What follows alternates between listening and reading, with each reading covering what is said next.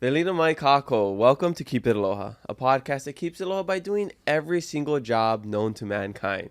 I'm your host Kamaka, and I'm the odd job guy, but our guest today has done it all. But before we introduce him, I gotta remind you to check out my book, Keep It Aloha. It's officially out right now on Amazon. You can get it paperback, hardcover, ebook. Hopefully by the time you're listening to this, the audiobook is out as well. So I would appreciate it if you go and check it out and support. All right, let's introduce our guest. Our guest today is a past podcast guest who needs no introduction. He came on the Hawaiiverse Podcast in July 2022. And I'm so stoked to catch up with him today. Check out episode 33 on Apple Podcasts or Spotify to learn more about him. Aloha Lanai, welcome to the Keep It Aloha podcast. Congratulations, man. I'm kind of jealous of you. Got your book out before I did. Yeah. I'm stoked for you. You said you've been working on your book for like 7 years or something. You just haven't pulled the trigger on it. And I'm surprised because before we went on, I asked you, are you nervous or, you scared? And you said, no, I'm terrified. Well, why are you terrified? Are you releasing some sort of Epstein files, P. Diddy party? No. The crazy times in Thailand? No, don't start these rumors because then you're gonna take a little clip and then it's gonna go viral. No, terrified. You're sharing you're sharing with people. It's vulnerable. It's very vulnerable. Very vulnerable is the word. Yeah, totally. But congratulations. Yes. Did it come out? It's out right now. When this episode comes out, it comes out tomorrow when we're recording, but it'll be a week after this episode. I'm gonna buy a bunch for Christmas. Gifts. Oh, thank you. For real, I'm serious. I always like to help, especially the new upcoming local guys, whatever I can. By the way, I got ho'okupu for you. Oh, right on. Thank you. You can't keep the bag, but I got. What size are you? I'm an XL. Oh, that's so funny. I almost stopped at longs. No, you don't need. I got some locals for you. Yeah. And one of my favorite lines from my favorite group right now, right the there. Wada Boys, Logo. is locals on their feet. Look, I got you all the colors, but those are for you, brother. Oh, mahalo. Appreciate it. I love locals. I'm every time there's a local release color. What is it? Phone case or somebody does something with some local slippers, everybody sends it to me. Oh, do really? Know I'm just a locals advocate. Well, I hope those fit. What size are you? I mean, I'm 10, 11. I'm sorry, 11, 12. Oh, those might be a little small. I'll get you your size. This one looks like it. Yeah. It fits, but I'll get you your size. I got a puka in my locals. Look at that. Yeah, I'll get it real quick. No, bruh. I got you all the new colors. Locals is my brand, and I've been supporting. They're the oldest slipper in Hawaii. Yeah, I mean everybody knows them. I mean, so look, I have this little puka here, right? So Bruh. I run them hard. And I was just wondering, and I'll post this on Instagram. When do you replace your locals? How much do you run them down until if you look at it from side, I'm gonna tell you, thin. there's a process. Yeah. All right. So your new ones you use to the luau, whatever. Yeah. As they get old, as they get older, it's the beach slipper. Okay. And then as they get to that situation, you leave them at the back porch to wash ka. Oh, okay. That's the process of or procedures of using local slippers. Yeah, see, my local is all purpose. It's all terrain. You go jogging. It's red carpet events. Yeah. It's cleaning the house. I love it. It's going to the beach. It's everything. One size fits all. One size does all. That's awesome. Good for you. Mahalo, I appreciate it. Yeah, I hope you like those colors. I noticed you got all black there. Yeah, I black is just easier, but those blue ones with the red in the middle. Yeah. I used to have those ones. I like those. Those are comfortable. Cool. And by the way, before we begin, I lost a tooth here. Oh, really? In a fight, and it's getting replaced next week. Recently? About 3 months ago, and I shot 10 podcasts. A couple months ago. I can't notice. And it looks horrible. I mean, anyway. Well, you're good. You're on the right side because if you're on the left side, so I'm gonna you're not start angling like that. I can't even see it. Though. Oh, you can? Okay. I can't see it because it's on your right side of your mouth. Yeah. All right. But man, you're doing so much stuff. Thank you. You too. This is really good, by the way. Oh, the kolea, right? Kolea. Yeah. Get one now. Yes. Not an ad.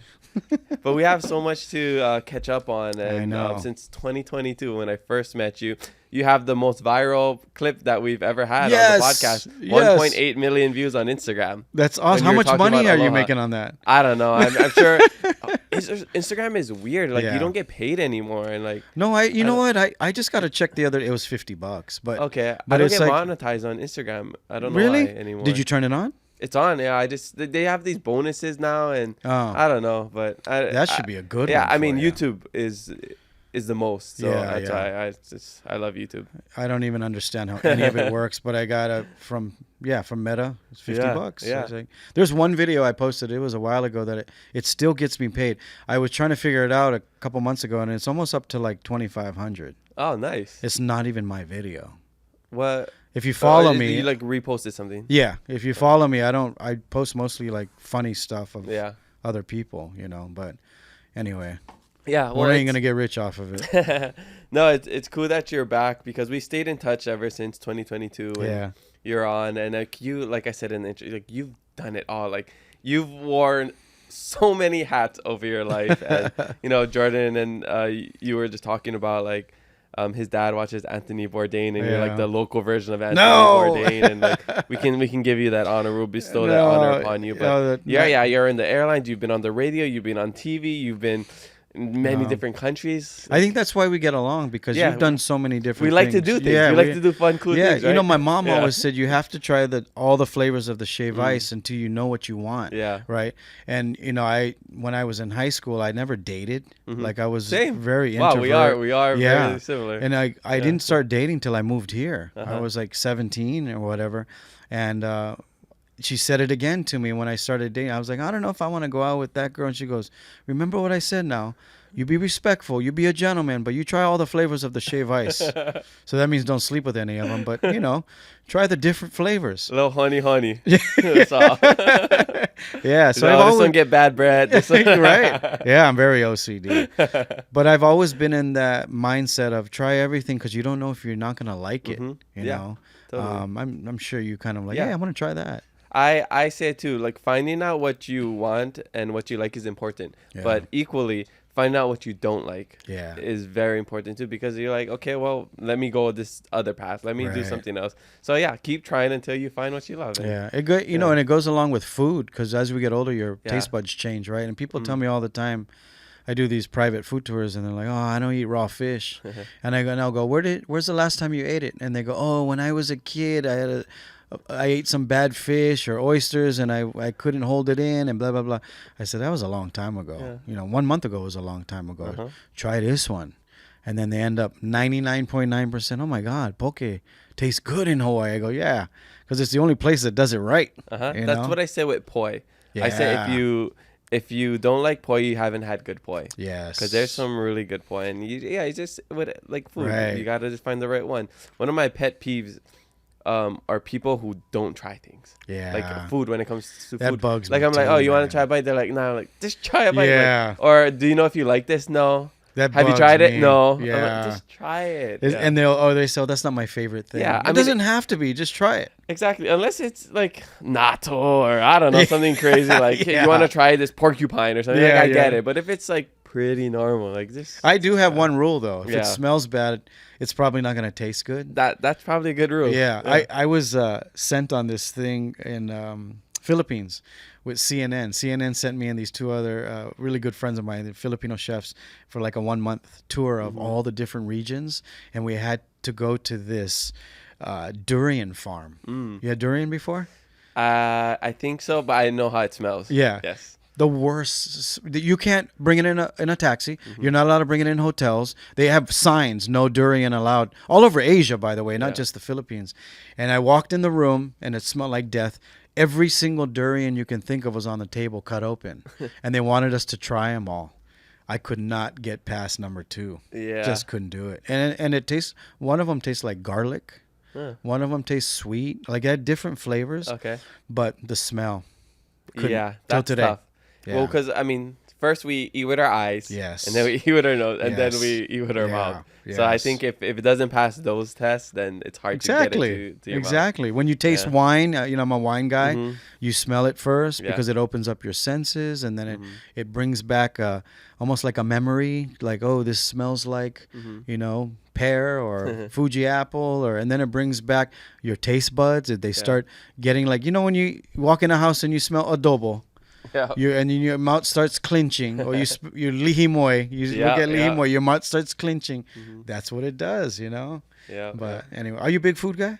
I like. I'm not a foodie. Yeah. But I mean, out of all my expenses, like I'm pretty frugal. I don't buy things, but the only thing I don't mind spending money is on food. That's me. Yeah. And shoes.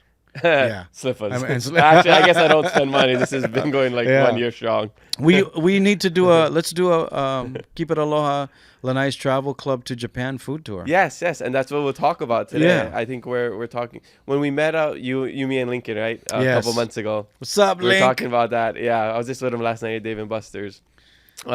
Yeah, you talked about that idea, and I think it's great. And if anybody listening, I was looking around like there's people here. If anybody here is listening. Yeah, let's stay tuned for updates because we're gonna be planning a. Oh, you can explain it. You can explain it better. Well, I just thought it'd be a great idea to do your podcast from a different part of the world, and I thought, well, let's travel. We talked about traveling, and I said, let's go do a Japan podcast, and we're gonna make it a trip where all your listeners or your viewers can come with you. And we do just very limited trips. Obviously, I think the max we do is 18 people, sometimes 20. But we'll take whoever wants to come. You come hang out with us. I'll take you to some cool private restaurants. Maybe we'll go watch some sumo, go drink some sake. We'll do it all, and we'll have a good time. So I think it's cool. We're gonna put one together, and we're gonna announce it soon. Yes. So when did you get that idea? Because you've been doing it for a while, Lanai Travel Club, and you've been to all over, not just Asia, right? Yeah, the collaborations I just started recently. So I did one with Keeping It Real, the chef. She's awesome. We did a family one to Tokyo. I just did one with High Life Clothing. So they have a store in Kamakura. So they did a thing at their store, which is really cool. But as far as the travel club, man, Augie and I, 30 years ago, filled up a plane to Vegas. We said, hey, come with us. You can go to this website to buy the tickets. At the time, I don't think they have a website. Call this number if you want to come with us. 1 week. It's a package, air, hotel, and then we're going to broadcast live from Vegas, California hotel. And the plane was filled. We did it for a couple years, and one day I go, who makes all this money filling up this plane, because it's 200 something seats, right? And it's the agency. And I said, what if I do my own? So I did one to Australia, and at the time Australia was big because they had that show, we know you vote somebody off the island. Survivor?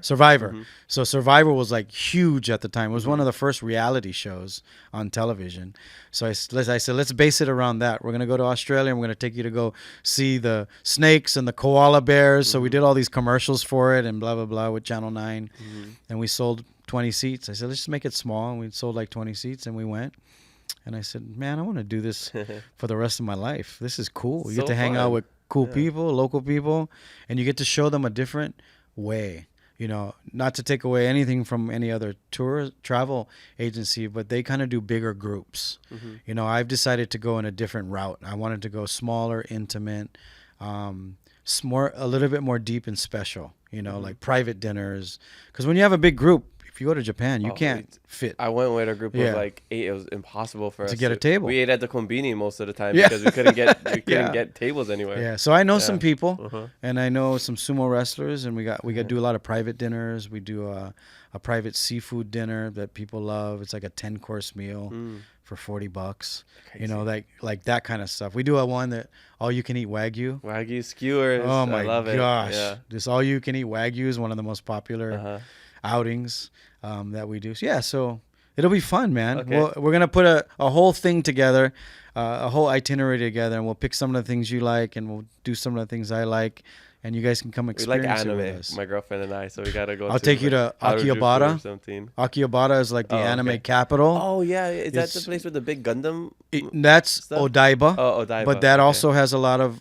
That's near our hotel that we use. Okay. But Akihabara is the electronic district, and it's turned into the anime district, like buildings of 20 floors of anime. Oh, that's so cool. Yeah, we love that stuff. So take us through like what a typical trip looks like. Say we're going to Japan next year. we got maybe 15 people watching this. They're interested in signing up. You have more than 15 viewers, by the way. But well, you guys better get on it before it sells out. Yeah. The first 15. DM him right now, or else you're not gonna get a seat. The first 15. Yes, and you can do that if you want to reserve your spot. Yeah. So like, what are the details? Like early details. For like pricing, how long, where we're going to stay, what we're going to do. Yeah. So what we do is we usually just put out an itinerary on my website, lanaistravel.com. Mm-hmm. And there's all these different trips, and you click on it and it gives you a form that says save my seat. Oh, I see. And then and we made it really cool for locals. I made a layaway program.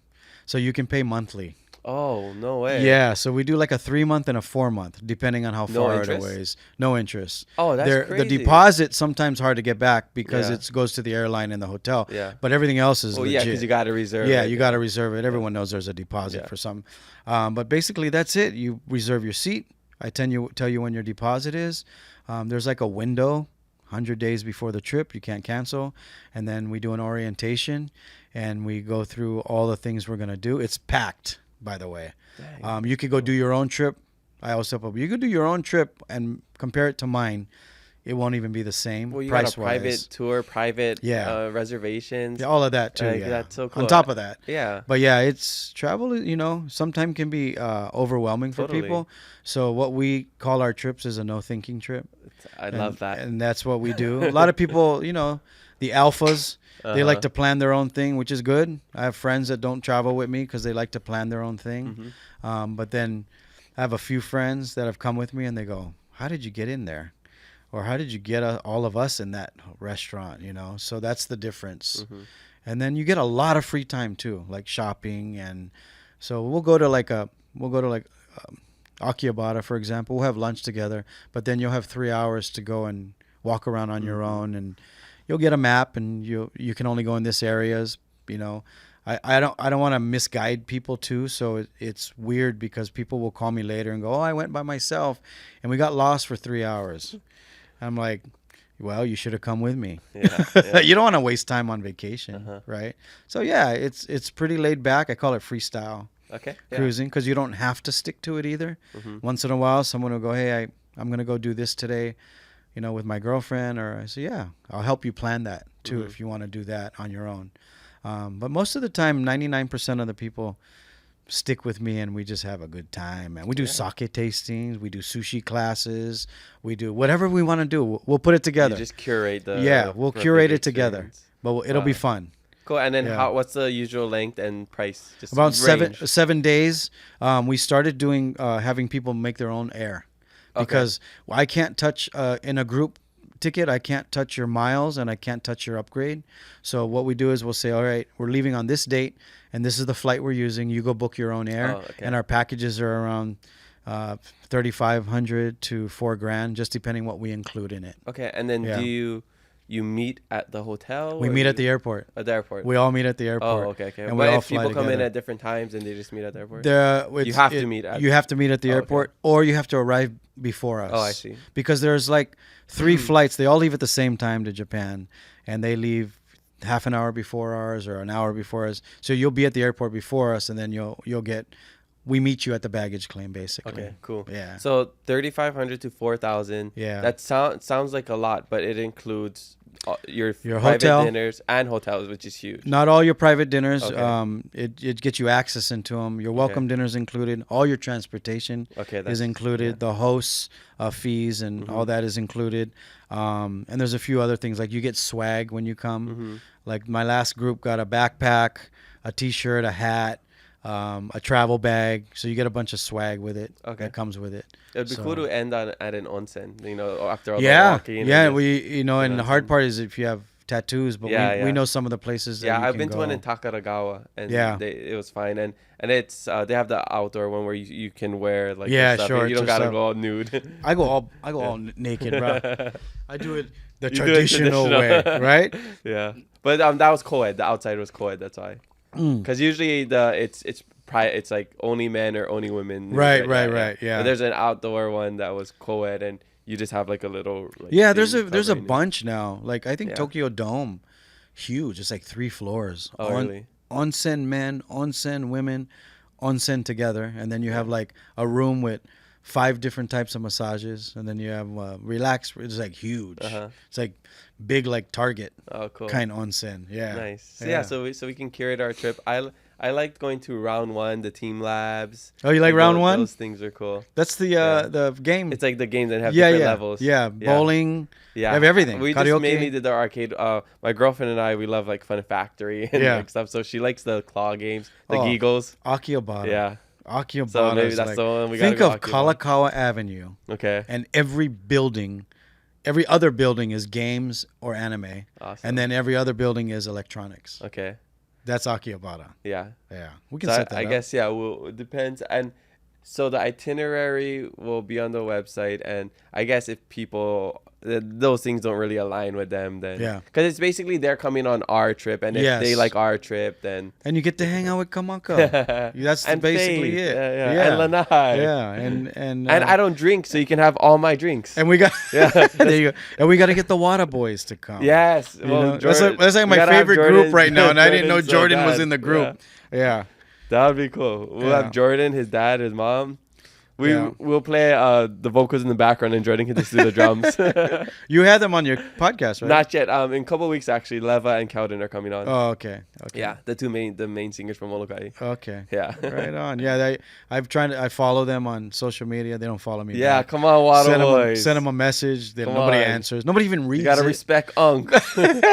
Yeah, it's what I feel like when they don't respond. But it's all good. It's all good. I still listen to you. Now they know. Yeah. Yeah. They got so many messages now they can't even keep up. Yeah. They're blowing up. All right, you guys. Yeah. No excuse. After this comes out, there's no excuse. No excuses. Yeah. All right, so stay tuned for information on that. That'll be fun. That'll be super fun. It'll be fun. Yeah. I wanted to ask you. I know you're supposed to ask the questions, but we're just talking I got invited to Chief of War. Did you not go? I couldn't. I wasn't here. Oh, okay. I was so bummed. I got invited to the premiere, but I couldn't even go. And what did you think of it? So cool. I mean, I saw the whole season because I'm working with Apple to do some promotion stuff. Nice. So they sent me the whole season already. Yeah, you bugger. So cool. That's awesome. Yeah, I'm heading to Hilo this week to do like some interviews at the screening. That's cool. But super cool. I've talked about it in the last couple episodes. Well, I guess what I really wanted to get deep was because me and you have talked about this before. I've been watching like the interviews of the different podcasters from the mainland and Europe that did the interviews at the premiere, and they're airing now on like Facebook and stuff. And I can't believe the negative. Not that I want to bring up negative things, but I can't believe the negative lashback that some of it is getting. And how do you feel about that? Because I know you've gotten some on this podcast. From whom? People who watch. Like Hawaiians? Yeah, like, they shouldn't be wearing that cape. They shouldn't be doing, like that kind of stuff. Or why is he wearing that at the premiere? And, just like you should be uplifting the thing. Yeah. But that's how I feel about it. But I wanted to ask you because you've had some lashback on the podcast too. And recently I've got some and we've discussed this. Yeah. But I thought maybe we should discuss it in the open. Totally, yeah. And make a list of everyone who's badmouthed us and put them on the screen. Yeah. You know how they roll the credits at the end of the movies? The blacklist. Just have all their names. And we go through one by one and go, do you need help? Yeah. Are you angry? What's going on in your life that we can help with? Yeah. Are you dealing with that? Are you No, I'm not. You just avoid it? Yeah, I've been pretty good. Like I joke around how, they have those signs like 300 days without an accident at work. I'm like 300 days without getting canceled on social media. That's a good idea. I've been pretty good over the last year, so I haven't really been dealing with anything.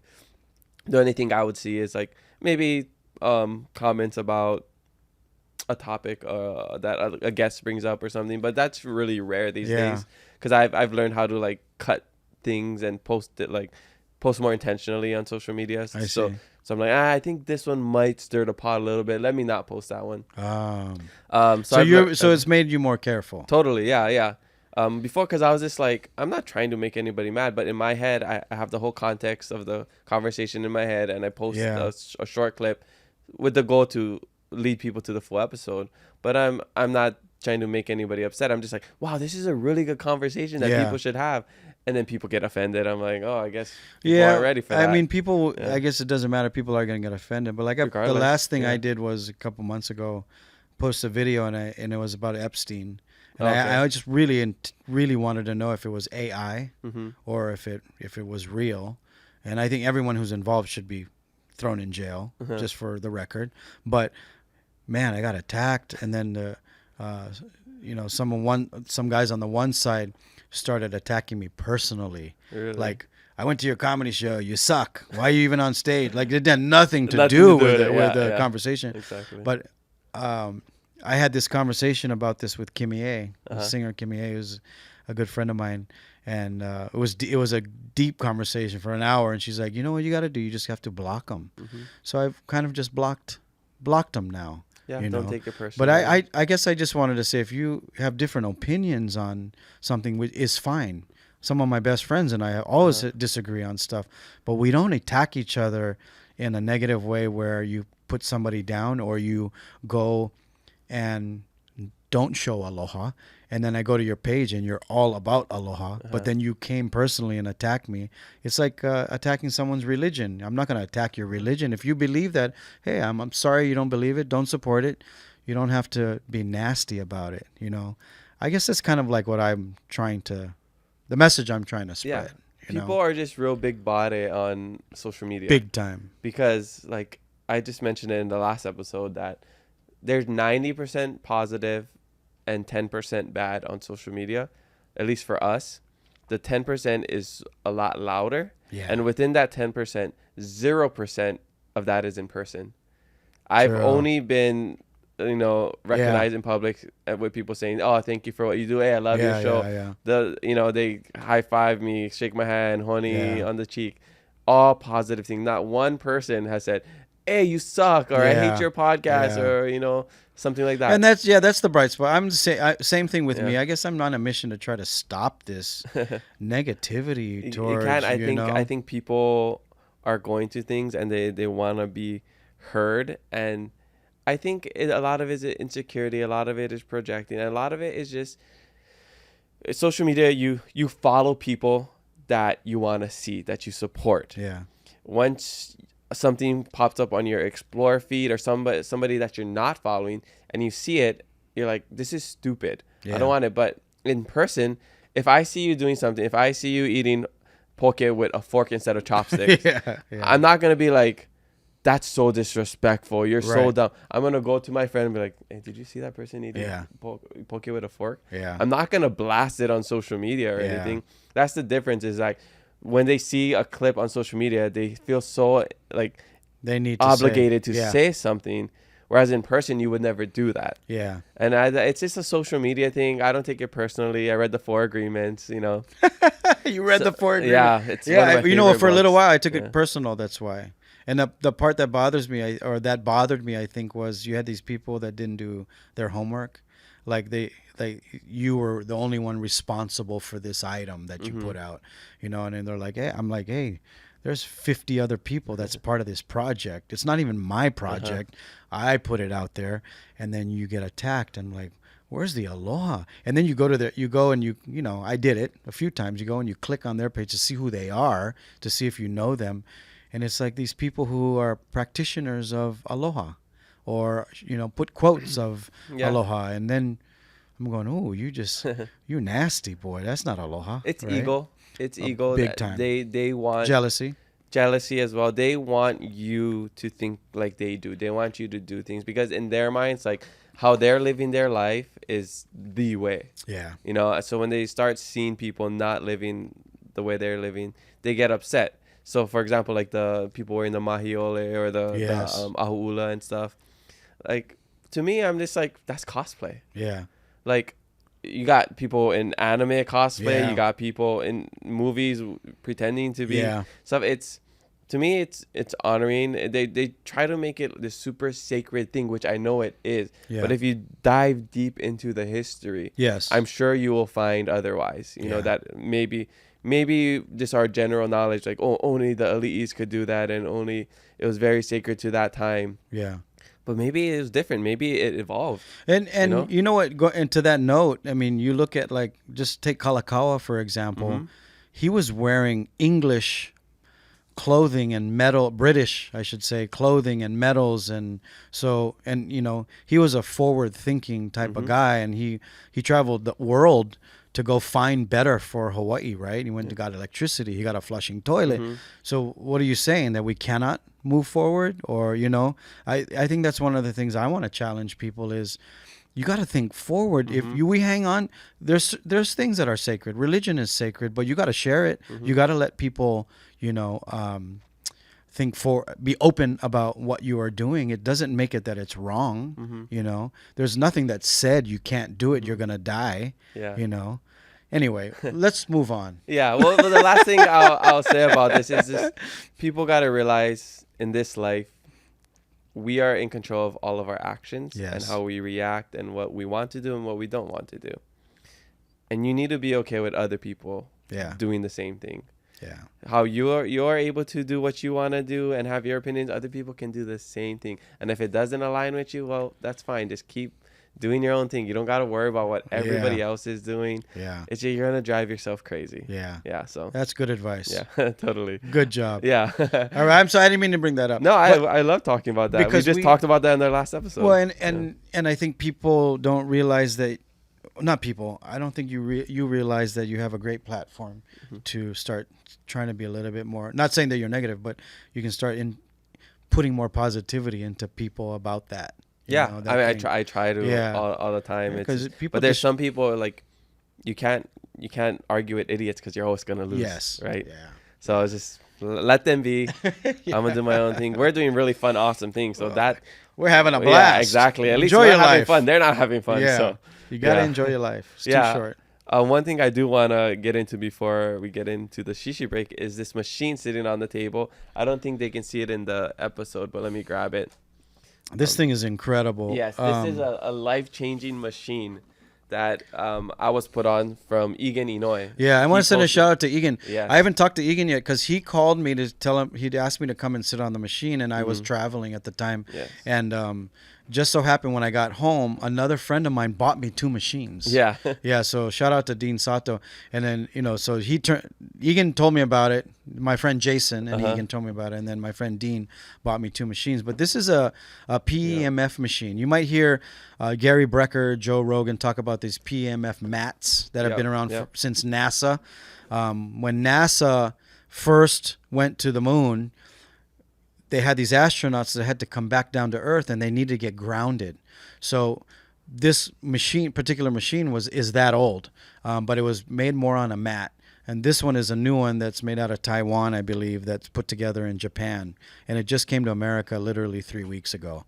And you have EMFs. Can I explain this real quick? Yes, please. So you have EMFs, which is electric magnetic fields.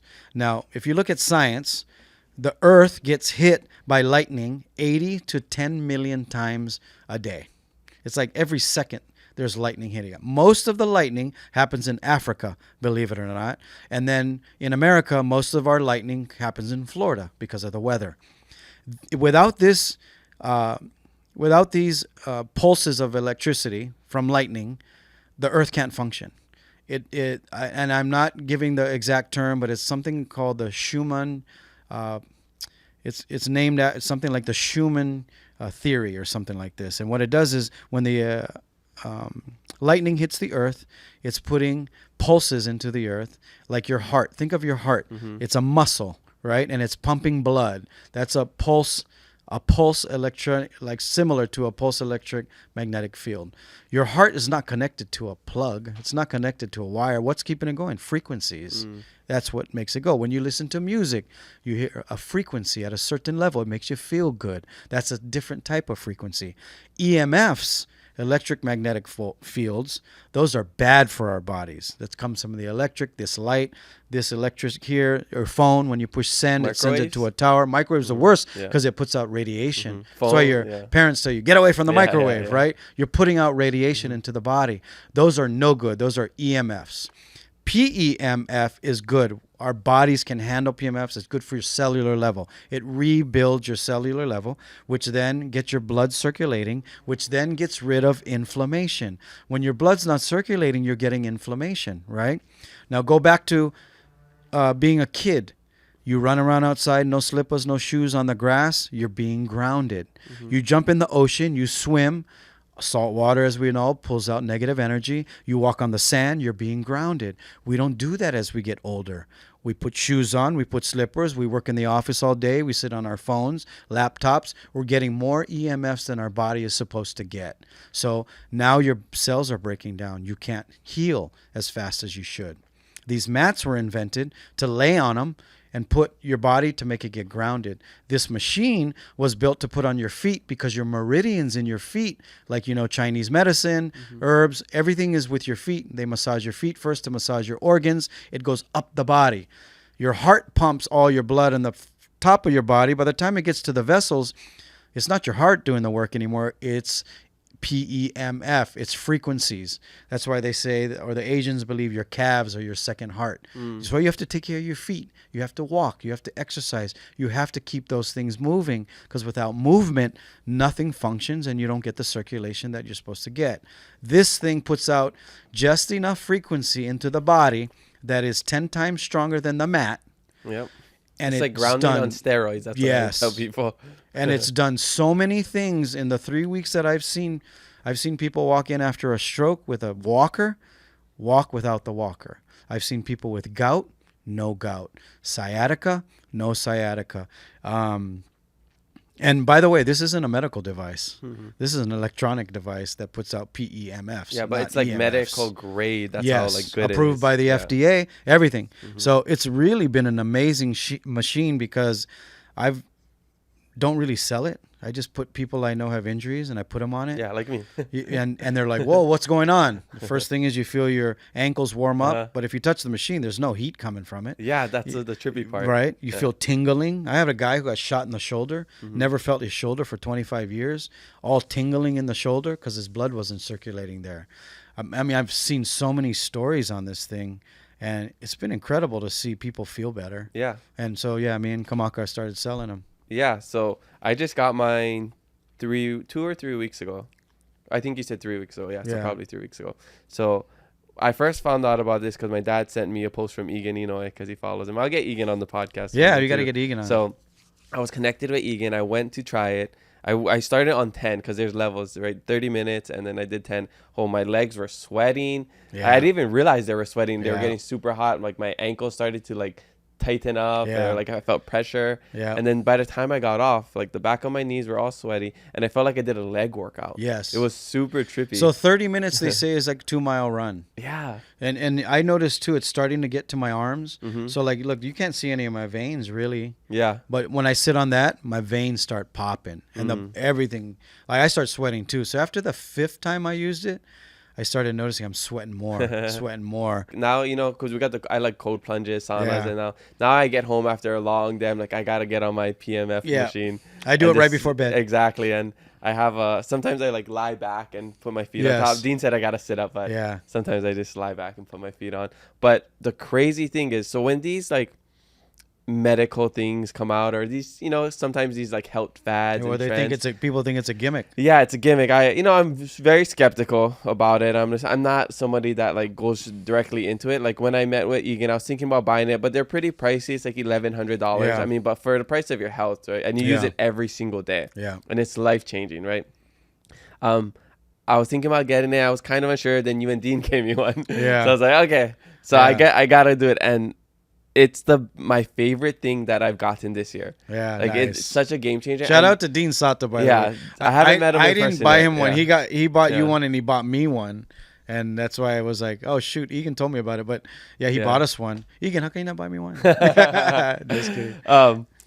But okay, so I got to share my testimony with this because it's trippy. As people know, if you've been following me, I've been dealing with some health issues. My knee and my shoulder. I got surgery on both of them last year, and my shoulder's getting better. I would say it's like at 85%, and then my knee is like at 70%. So right before this machine came in, I went to my knee doctor, Dr. Crawford. Shout out to him. I did a CAT scan. I did an X-ray because my kneecap isn't fusing. I have this thing called bipartite patella where my kneecap didn't fuse growing up. And it's asymptomatic, but over the last years it got bad. They put 2 screws in to try to fuse my kneecap, And I got surgery in November of 2024. And I did my follow-up about a month ago. After my CAT scans and x-rays, the doctor, he said I might be at risk for another surgery because it's not fusing properly. Because it's two separate parts and it's just not taking. It's not fusing. So he said if you had to put a guess on it, it's maybe like 70% fused. And I've been in physical therapy for the last year plus.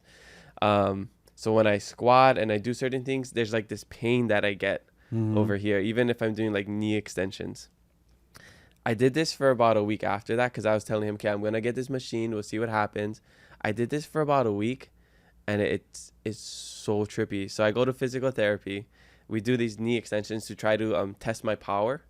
So the week before I was doing it, I was like knee pain and I could only get to like 30. I think that was the range. And then my left was like, higher. So I came back after doing this. I brought it over there so they could try as well. Without a warm-up, it went up to 50. Wow. And that was my max with pain when I did my test the other week. So I was able to do that test up to 50 with no pain. Wow. And that's how I knew, like, okay, this awesome. thing is, and even I just feel different. Like I was telling them, I have atrophy in my quad because, that's what happened. Yeah. Like I just feel like my quad's been firing more because we do these quad sets to try to get them firing, and it just takes a really long time. But like after doing this, even the first couple of sessions, I'm just like throughout the day and sitting at home, like I feel different. Yeah, you feel different. Like for sure. It feels because it charges you. Did they say it's because of the scarring, or is it because that it takes a while to keep moving, or did they say because of inflammation? My bone, my knee? Yeah. Oh, it's just because it's bone. It's mechanical. It's no, but I mean, like not the actual problem, but it's gonna take a while because of scarring or inflammation. Did they mention any of those two? No, I think it's just my bone has to take it, and it's been separated for my whole life. So I think it's like I see it as like two different islands, and it doesn't want to like come together. Yeah. So parts of it has fused. So I'm super excited. I have a follow-up in a couple weeks to see how much more fused. Yeah, I want to see because that's going to be the greatest testimony ever. Because I literally went there right before I got this machine. Yeah. 70%. I have the videos of the CAT scan, him going through it, and it shows. So I want to do it again. And if this thing is like even if it's higher than that, like, it's life changing. Like everybody should buy it. Yeah, I've seen so many people, most of them with knee and back problems. But there was this kid that was brought in. You can't use it if you're under 14. He's 15, I think. He just came from emergency, but he came with his dad. I know his dad, and his knee was all swollen. He twisted it. Anyway, he was limping. He came in limping, and he sat in the thing for 15 minutes. He goes, "Oh my God, my knee's all heated up." And I said, "Does it hurt?" And he said, "No, it doesn't hurt." So when he got up, jumped up and he didn't limp, but he didn't say anything. I was watching him. So then I walked over him. I said, "Hey, what, your knee still sore?" He goes, "Uncle, it doesn't feel pain anymore." And it was still swollen, but he didn't feel any pain anymore. So I see all these different stories, man. It's incredible. It's trippy. And to me, when we do these things, like if we take pills or whatever, supplements, we're like, okay, is it placebo? Because now we think, to me, I think it's different because you physically feel something immediately. And it's not in your mind. Like I actually feel it. Like in my mind, I'm not saying this thing's going to make me better. I'm just doing this. And like, I am feeling better. Yeah. And if you use the mat, it's wild. If you use the mat, people who use the mat will say the same thing because they go, "I had the mat for 1 year and I sleep on it, but it doesn't make me feel like this." Yeah. Because you're getting grounded, but that thing is pumping out more frequencies. Yeah. I'm told. When my girlfriend did it the first time, because I've been telling her about it since I tried it, and when we finally got her own, she went on it. She came back from a photo shoot. She had a headache, a long day. I told her go on top of it. She did it. Afterwards, she didn't have a headache. Yeah. It's so trippy. Yeah. And then you guys had sex. No, we did not. And he lasted longer. We're a Christian household. Oh, I'm sorry. We're a house of the Lord. We don't do that. Jordan, we don't do that stuff. Beep that out. Yeah. Then you had Bible study. We had Bible study, and then we watched sermons on YouTube. Yes, I believe you. Yes, thank you. No, that's awesome, man. This thing is really incredible, and I'm trying to get everybody to try it. I'm like all my fitness, health people, because I'm feeling a difference already. And this isn't just us trying to sell things. Right. We're trying to help people. But literally trying to help people. We're passionate about it because it's helping me. It's helping you. We're hearing these stories of it helping other people. I mean, NASA use it, right? Somebody sent me a picture the other day. I'm gonna send it to you. But you know how like Polynesians sometimes we get black leg, no circulation, or it's pre-diabetes, right? Somebody sent me a picture the other day. After 2 weeks using that twice a day, all the colors back. That's crazy. Yeah, you know what would have been crazy? It Which I mean, rest in peace, Fiji. Yes, it would have been crazy if he did this for a while and see if that helped him at all. Yeah, Fiji had some health issues and gout and circulation. Me and him, we used to party hard, man. Yeah. In our 20s. He lived a good life. He knew that's what's good about him. Yeah. He always knew how to live. He always lived. That's what I always say. He always knew how to live. Like he, did everything. Yeah. Traveled. Of course, he lived like a rock star. Totally. I miss him, man. Yeah. What a bummer. I never got to meet him or get him on the podcast. We talked on Instagram before because I tell him, hey, come on the podcast. He follows us. He sometimes shares the clips, likes it. Yeah. And I tell him, when are you going to come on? He always tell me, one day on nephew or whatever he says. Yeah. I think he says nephew or whatever. Yeah. But I wish I. He always helped people. Yeah. For as long as I've known him, when he was even younger, he always was helping people, whether it was young artists or whatever. He always was such a good heart. Yeah. Yeah, it's such a bummer, man. Yeah, I wish I could have showed him this. And I got the machine 2 weeks before he passed. Mm-hmm. And I sent him a message, and one of our good friends who he was with, I think they were on their way to Fiji. Mm-hmm. At the time, so it was a little too late. But yeah, well, preventative health. Yeah, let's not get to the point where we need 100%. To go to the hospital. We need to see the doctors. If we can invest in our health with something like this, and there's other great things, I'm sure. But just us anecdotally speaking, it works. It's amazing. You feel it immediately, which is the craziest thing. Yeah. So just DM us, DM the podcast, myself, Lanai. If you want to just try it out, right? Yeah. There's presentations, learn more. We do like once a week, or we'll come to you, or you can come to us. Yeah. Let's try to help everybody. Yeah, this isn't like a marketing scheme, like anything. It's just like we want to help people. Yeah.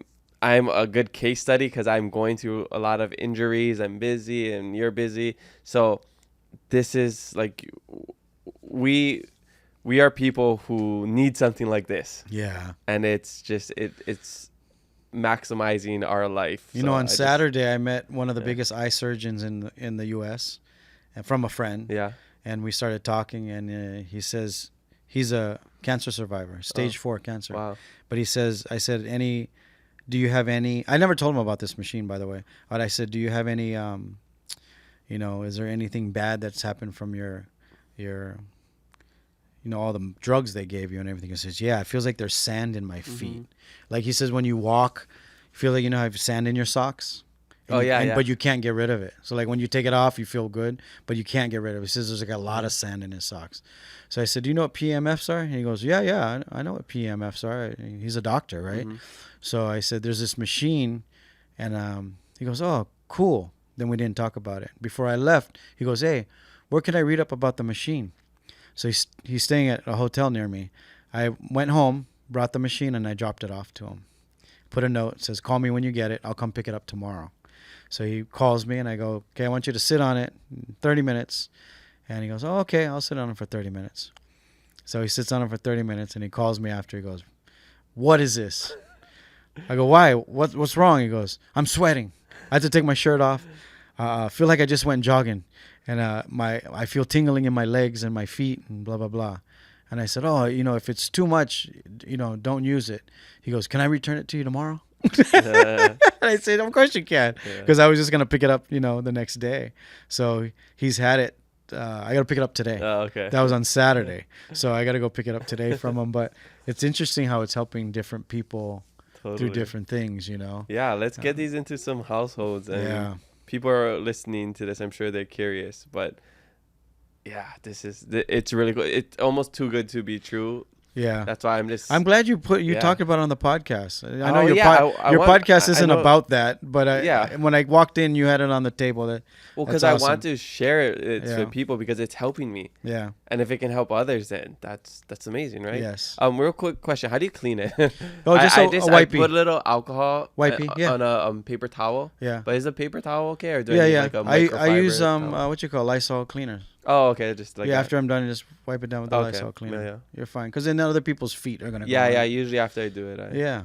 I just see there's some smears. Did you show it to your in-laws? Not yet. They show still it. gotta try it. Yeah. They understand all of that. They're excited to try it. Yeah. Yeah. I've been telling You them should about drop it off right after this. I'm too busy. I'll drop it off for you. if you want. I will. Yeah. No, seriously. I live down that way. Yeah, So we're over there. I'll go drop it Okay, off to you let me go- if let you me go want. talk to them. Yeah, that's fine. They're so nice, those people. Yeah. You better I mean- not screw up this relationship. Oh, no. I'm the I'm just best. kidding. I'm just the best. kidding. They are the lucky one. I'm giving this machine to Fate is lucky. She's the model, but she's the lucky one. We're both lucky. We have both great families, and a lot of great support. That's cool. But it's been a while since I've been here. But who's been your favorite person to talk story with? Lanai Tabura. Besides me, who was your favorite person to talk to? there's Like so who was many. like who People was ask this. intriguing to you that you were like you got lost in the conversation? Okay, let me see. The ones I'll just kind of go from the past. Like everybody's interesting, and I learned something, but it's always like the surprising ones that get me. Like for example, a couple episodes ago, maybe like a month or two ago, I talked with Roman from Kolohe. Oh, He was yeah. back on. What's up, Roman? Yeah, and it was really cool just to he got really vulnerable, and I love when people get vulnerable. Yeah. He talked about like mental health Yeah. and about how somebody DM'd him like they're about to kill themselves, Yeah. but they listened to his song and they didn't. And then we talked about all that stuff, and it's a local brada. He's such a good guy. He's such a good We used to guy. hang out all the time before. Yeah, Roman, he golfs now. call me, Roman. You gotta go golf. Let's go golf. Yeah. I golf all the time. Roman, Yeah, call. yeah. I actually sent him a message like 2 days ago. He hasn't texted me back yet. He's in Philippines right now. Oh, is he? Yeah. See, I was gonna. Yeah. When we were hanging out, I was trying to bring him to the Philippines. Oh, I'm cool. glad he made it. Yeah, he made it. Yeah, I haven't talked to him in over a year. Really awesome guy. So that was really fun, and I would have to like look at the list of my guests because I remember like it's usually like a one thing that I wasn't expecting to talk about. Yeah. That was like, oh, that was really awesome. Or like we relate on like a really cool level. Like one of the recent one was Luciane Buchanan, the one she's she's beautiful. Manu. Yeah. And she was just a fan of the podcast. Oh, that's cool. So she was like geeking out over. That's always like, nice, right? Yeah, exactly. It's like somebody asked me the other day, like who do you listen to or who do you watch or and then we got into the conversation about who do you think listens to you or watches you. Mm-hmm. And then like the cooking show everybody watches. Mm-hmm. And whenever you get like I meet somebody who I admire and they go, man, I record all your shows. I get real weird. Yeah, I feel like cool, a little right? kid and I get giddy because I'm like, really? Why? I'm asking these questions, but it just tells you how much confidence I have for myself. I don't know what it's you know what I mean? Like really, why do you it's good watch to have that validation? Very. Yeah. But what I was gonna say was it's good to get it from your peers. Totally. Yeah. Like it's much better, because you don't know what people are thinking. Like I walked in here and Jordan was wearing a Wada Boys hat and I was like, that's my favorite group right now. They don't even follow me on Instagram. I trying to get them to. I send them messages and everything and nobody responds. And he was like, what? And he's like, we know who you are. I was like, really? I thought I was too old.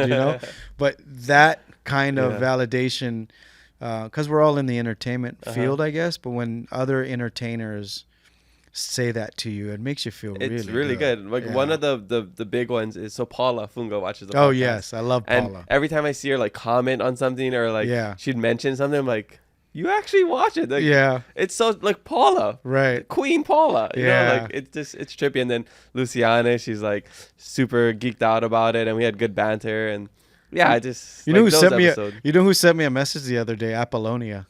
Who's Apollonia? Purple Rain. Prince, the movie Prince, Purple Rain. Oh, okay. Apollonia was Prince's girlfriend. Oh, in the movie. Okay. I had a poster of her in my room. That's sorry. I was tripping because is Apollonia, is that like a Greek place or something? No, but her name's Apollonia. Because my girlfriend's in Greece right now. Oh, really? And I think she's in a place called. It is name a place. Yeah, but Google her, you guys. If you're older than 40, you know who she is. Yeah. If you watch Purple Rain, she played Prince's girl. She was a singer. She had an album and everything, but she follows me. Yeah, And look, and Apollonia. Oh, see, The location says That is. Apollonia. Maybe she was named after Apollonia. Oh, that's crazy. Yeah. That's I was a little confused when he said that. I was like, the place? Yeah. Wow, But what a anyway, weird coincidence. it's so cool that Yeah. she sent me a message. That's And awesome. When you get that, it's the reason why you keep doing it. Totally. Yeah. Did you think you'd keep doing this long? Well, when I first started, I didn't even want to do the podcast. They just told me to do it, and I ended up loving it. And since then, I didn't think it would be my career. Now that it is my career, it's never would have thought this. When somebody cuts you a check, it turns into your career exactly. quick. I'll do this. I get to I say it's the Portuguese dream to get paid to talk. Yes. Seriously. Well, how much Portuguese are you? 30%. It's the most out of everything. You know what? Yeah. October, I'm doing Portugal. Oh. You should.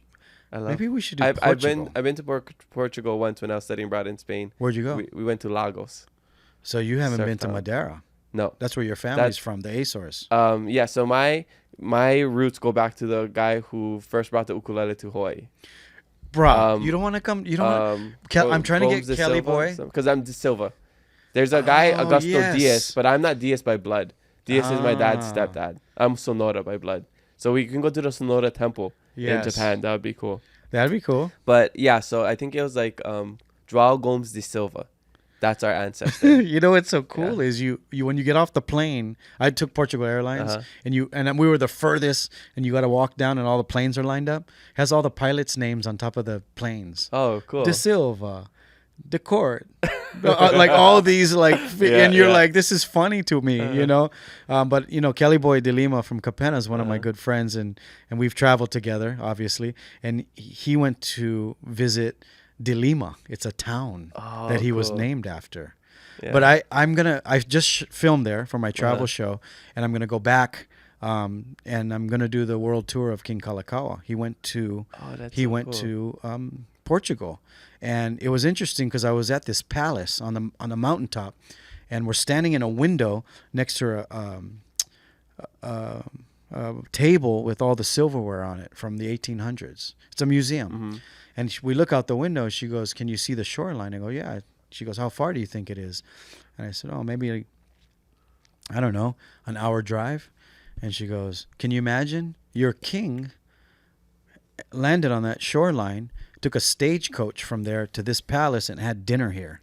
And I was like, "What?" I got chicken skin. And she goes, "Yeah, King Kalakaua came here in 1881, met with our king, had dinner here, and probably stayed the night because that was too far of a stagecoach ride back to the shore, and then went back to the shore." And then I didn't say anything. She started telling me these things. He gave you guys the ukulele. Mm-hmm. He gave you guys the malasara, and then he also brought back some. They also brought back some Spaniards and gave us the guitar. So they came. That was all Kalakaua. Some of the Portuguese came on the ship with the Spaniards when they brought beef and cattle. Wow. So Kalakaua went in 1881 to create ties with Portugal because so many things align with Portuguese. They were all some of the best sailors in the world. They started trading, salt and all these different spices. They were just geniuses at say they have this massive museum of going all the way back to the canoe, sailing ship, steamship. It's an incredible country though. But I have such a new love for Portugal and the ties they have to Hawaii. That's so cool. So if there's any Portuguese watching, come with me to Portugal in October. Yeah, and the cool thing about your tours too is you're history buff, and then you share. I love history. You share these really amazing stories. I mean, that's what made that one viral clip go so well. Their definition of aloha was, the mixing of cultures and the plate lunches, and it was a history lesson as well as a great message, right? Yeah. So that'd be really cool. I don't know. I mean, depends when in October and. Yeah. Well, we're gonna do Japan in October. We might have to move the Japan one a little bit. What do you have the date for Portugal already? No, but it will be in October because the weather's perfect and it's finished with summer. Okay. Well, if people I would love to go if I'm free. Yeah. And I can afford it. We'll see. No, we figure. I'm talking to the tourism authority right now to bring some Portuguese from Hawaii back. That's why I want to bring Kelly Boy. I talked to Kimie. Passion Santos. Oh, let's just all go though. That'll be the craziest photo trip ever. And you bring your camera crew. We bring Jordan, and I bring my camera crew. And Kimie did a song in Portuguese when she was back. Did she really? Yeah. See, what's up, Kimie? Oh, she lives right by me. Yeah. Oh wait, you live in that same building? No. In that nearby. Yeah. Because I know where she lives. Yeah. You know, Kimo Lauer lives in that same building too. Lauer. Famous photographer. That name sounds familiar.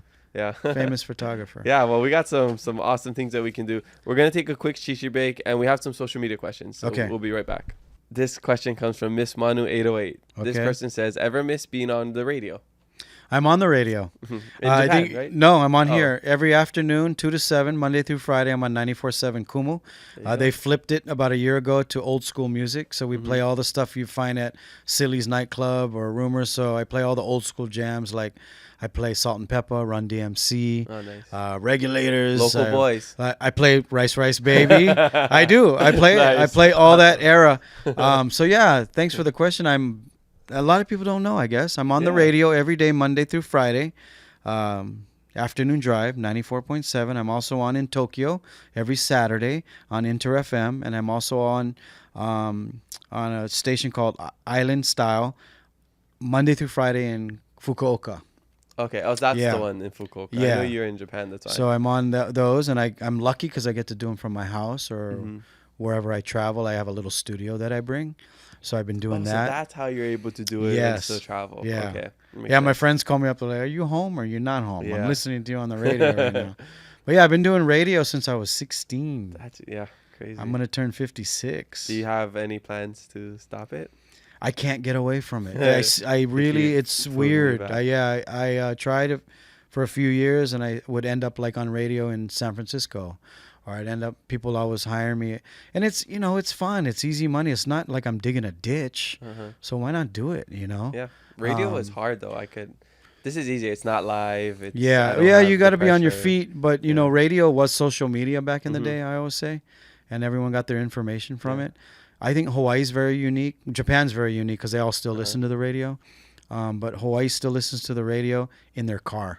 Yeah. So I'll do it as long as they keep paying me. Yeah. You know who I always say is the first Hawaii influencer? Who? Tiny Tadani. Yes, he was. Yeah. I agree with you. He had a show, right? And he was selling everying. Yep. He's selling this machine. He is? I think. Yeah. He would sell a machine, yeah. But yes, watching him, he was an OG Hawaii influencer. He was.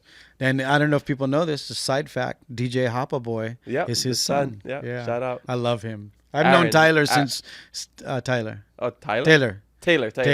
I've known him since he was a baby. Yeah. I feel old now. I don't know why I said Aaron. I don't know why I said Tyler. I was thinking of my friend Aaron. Oh, I know why I said Tyler. Somebody sent me a photo yesterday of Tyler Wiley, Hawaii 5-0, 12 gauge from Booyah Tribe, Fiji, and Konishiki. Oh, what? And it was the 5 of us in a photo, and 3 of them have passed. And those days we didn't have cell phones. And somebody sent me, Booyah Tribe reposted. There's the old gangster group, rap group. And man, I had so many feelings come out because I remember that photo, and 3 of those guys are gone. Oh, crazy. That's how you start feeling old, man. Well, stay healthy and stay safe. Yes. Yeah, I was talking with my friend Aaron yesterday on my fantasy football stuff. You doing fantasy football? Oh yeah, I got 5-6 leagues right now. Really? Yeah. I can't get into it. I love it. I tried. I can't get into it. Yeah, good. It takes up a lot of time. I try to base my calendar around it, so like do all my deep work. Yeah. That's why right now is like the busiest time of my year, and then after it's like I'm still busy, but then I take Monday afternoons off. I take Thursday afternoons off. That's Sundays good. I watch all football. I don't do anything. So really. That's good. You got your time management down, haven't you? Yeah, I tried. I have just a good system. You know? No, every time I talk to you, you tell me you have this or this or this, and I think that's pretty good because I don't. Mm-hmm. I guess I do, but I don't, because everything's based around travel, right? Mm-hmm. So that has to be organized. But as far as like when I come home and I have a week or two to do nothing, I am doing nothing. Well, I remember your first episode when we talked about this, and you were saying like happiness or freedom is like getting up whenever you want. Yeah. And that I always use that as my definition of freedom is I get to choose whenever I want to get success. up. Success. You asked me what's your definition of success. I said getting up whenever you want. Yep. And I've been chasing that. So, that's good. I love. That's good. I learned a lot from your episode. Oh, thank you. Yeah. Okay. Next question comes from Nahaku_N_Haukea. This person says, "What's your favorite childhood memories while living on Lānaʻi?" Oh my gosh, there's so many. Oops. God, yeah, there's so many good positive things. You know, growing up on a little island like Lānaʻi, you know, people don't realize how community based it is, how tight people are. You know, there was 2,500 people where I lived. There's no stoplights. You know, you left your keys in the car. We all slept with the same chick. You know, it's that small. Favorite memory. Same guy sometimes. That's how bad it was. I thought you was my cousin. Yeah, that's always scary. Yeah. You know what? I'm gonna say going to school, and people are gonna go, "What? Why can that be a favorite memory?" Because school was our social gathering. It was our nightclub. It was our church. It was our get together. We had whatever, and I was a real social guy. I think I was voted. You know, like senior class, they give you I think I was voted most friendliest or something like that. Makes sense. But I think going to Lānaʻi High School was one of my favorite memories because there was only 30 in my class. Yeah. So we all grew up together. And we did everything together. We went to the beach together. We did everything together. And I don't think you find that often anymore. Now that I'm getting older, I'm thinking about it. You don't find that camaraderie anymore. You know, co-workers maybe is the closest thing. That's the closest thing. As adults. Yeah. But you didn't grow up with each other. So that part is missing. And the place is special. So I think growing up on Lānaʻi I miss the most about my childhood because it's such a great place, and it's disappearing. You know, I haven't been, but I want to go. You gotta go, man. Seasons. My girlfriend modeled at the Four Seasons before, and it looked beautiful. You guys should let me know when and I'd love to take you around. I mean, it'll take like 15 minutes, but I'd love like to walk show around the Prince Kuyo Plaza. Let's do a lap, okay? That was 10 minutes. What do we do now? The Prince Kuyo Plaza. I was gonna say it's like walking around Ala Moana. That's how big the town is. Okay. Yeah, no, but I'd love to take you guys around. My mom still takes people around. Like, cool. I had some friends the other day. I'm going to Lānaʻi. I said, "How you getting to the hotel?" "Oh, the shuttle." I go, "No, my mom's gonna pick you up." Oh, cool. So my mom picks them up and she brings them on a tour on the town, and then she brings them to the hotel. Yeah, I'm thinking about it because my girlfriend's birthday is coming up, so I'm thinking maybe do like an inter-island trip, like Hawaii or Lānaʻi or something. Do Lānaʻi. Yeah, it'd be cool. You might come back with some kids, but go to Lanai. I don't want so kids. much to see. So much to see. Beautiful places, untouched. You'll be the only ones on the beach. Some of the beaches, you'll be the only ones. There's Shipwreck Beach, Garden of the Gods, Sweetheart Island. There's Lānaʻi Hale. There's Maunalei Gulch. I'm naming places that you have to see that are just, it feels like you're on a different island or in a different part of the world. Yeah. You got Old Boat Harbor. You got the New Boat Harbor. These are all really cool places to go and see. How many days would be good for Lanai? Just go like the weekend. Go like Friday, come back Monday. Okay. Don't do 2 nights. Do like 3 or 4 nights. Okay. Yeah, and it's, I might be able to get you a discount, but it's expensive. Yeah. But if you want, you can stay at the Lānaʻi Hotel, which is only 12 rooms. Okay. And it's more plantation, Airbnb, but it's 5-star. Oh, you have Manele Hotel, which is, $1,000 a night. And you have the Koele, plays like $1,000 a night. But that's crazy. Yeah, or you can stay at my mom's Airbnb. Okay, yeah, we'll see. I see the things about Sensei or something. That place. That place. That place is ridiculous. Maybe I can just get a sponsor. Yeah, do that. Maybe I'll reach out to them. Tell me you can do the podcast. Yeah, we can do a podcast. We'll see. Yeah, I'll plan. I got a couple weeks. It's hard because it's around football season too. So we might go like in the middle of the week or something. There you go. Yeah, I got a bunch of drafts on the weekend. Or go like Thursday, Friday, Saturday. Yeah, maybe. It's just cheaper in the weekend. Yeah, I mean we're both flexible with our schedules, so we could do that. All right. Next question comes from RHV94. This person says, favorite Poké spot? Oh, you're going to get me in trouble. You're going to get me in trouble. You can list a bunch in no particular order. Okay. How about my top 5? Yeah, top 5. Tanioka's, Alicia's Market, Ono Seafood on Kapahulu. Yep. Love that one. You know what? Foodland is always good. Foodland has always been good to me. I love Foodland Poké. That's always good for the beach, or if you can't get to those other spots. Who else do I got? My brother Adam. My brother Adam makes a really good Poké. He works down with the Dang Brothers in the fish market side. But those are probably all like my... you know what? Everyone has good Poké, though, nowadays. But yeah, Tanioka's for sure in Waipahu. Shout out to the Tanioka family. Alicia's Market in Kalihi. Ono's on Kapahulu. Those guys are a must. And then, Foodland is always right up there. I think the one I like at Foodland is the wasabi unagi sauce, and they torch it. Oh, nice. I love anything unagi. Yeah. Unagi sauce. Have you tried that one? No, never. It's their signature I don't like Poké. wasabi. You can't taste it hardly. Oh, okay, it's not hot. Oh, okay, yeah, I don't like Yeah, it's more the flavor. Okay. Alicia's Market does a really good masago one because they put wasabi oil in it. Ooh. But Tanioka's is probably one of my top That's a 2, good choice. 3. Good choice. Yeah. Okay. Real quick, I'm gonna take a quick break. I Go ahead. usually don't check my phone, but my phone's like Go I ahead, have go so ahead. many missed calls. I don't know what's going on. Yeah, so might be emergency. I just want to make sure. Yeah. Okay. We'll be right back. All right, back after a 1 second podcast break, but about 30 minutes in real life. This was edited. Nobody knows, right? No, I like to leave in the real stuff. Good. Keep it real. This is what happens.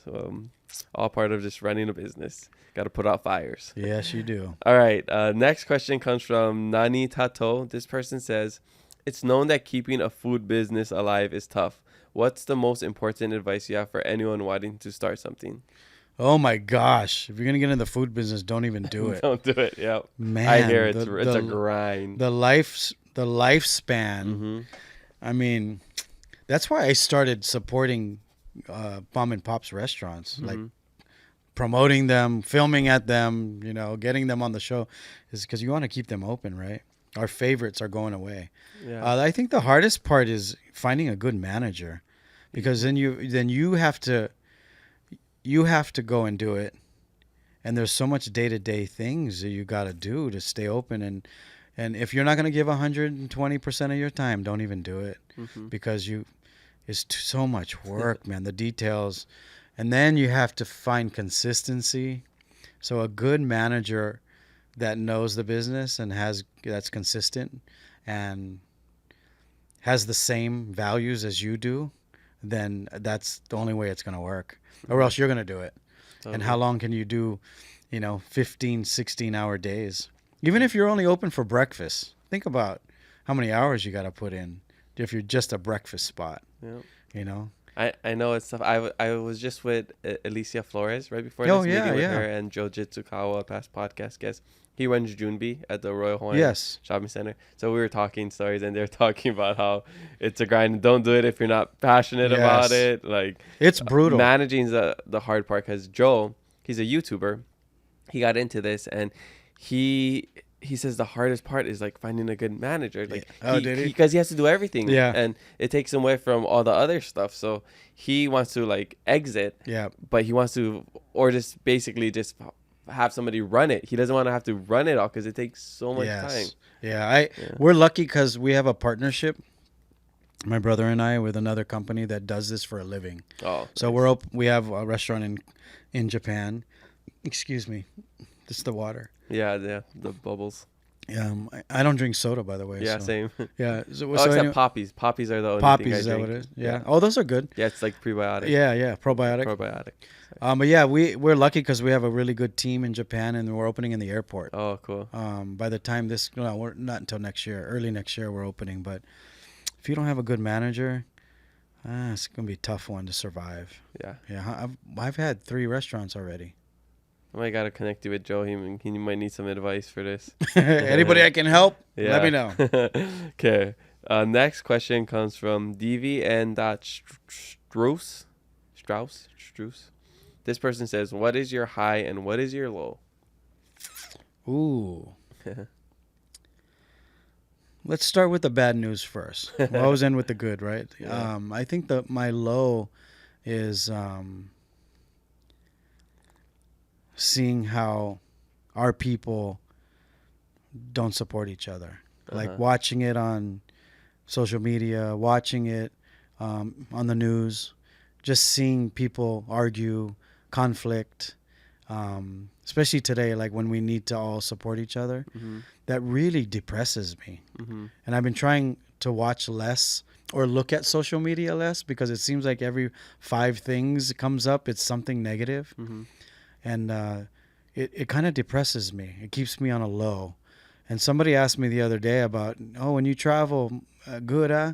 Or no, they said when you travel, you get to escape the world. That's what they said. Good, yeah? And I said, it actually is. It feels good to get away from normal life, right? Because you're not in your same element. And I trace it back to those things.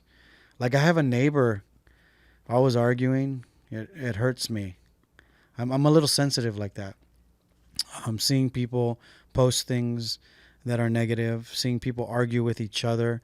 Anything negative and conflicting of our own people makes me feel really bummed and hurt and sad.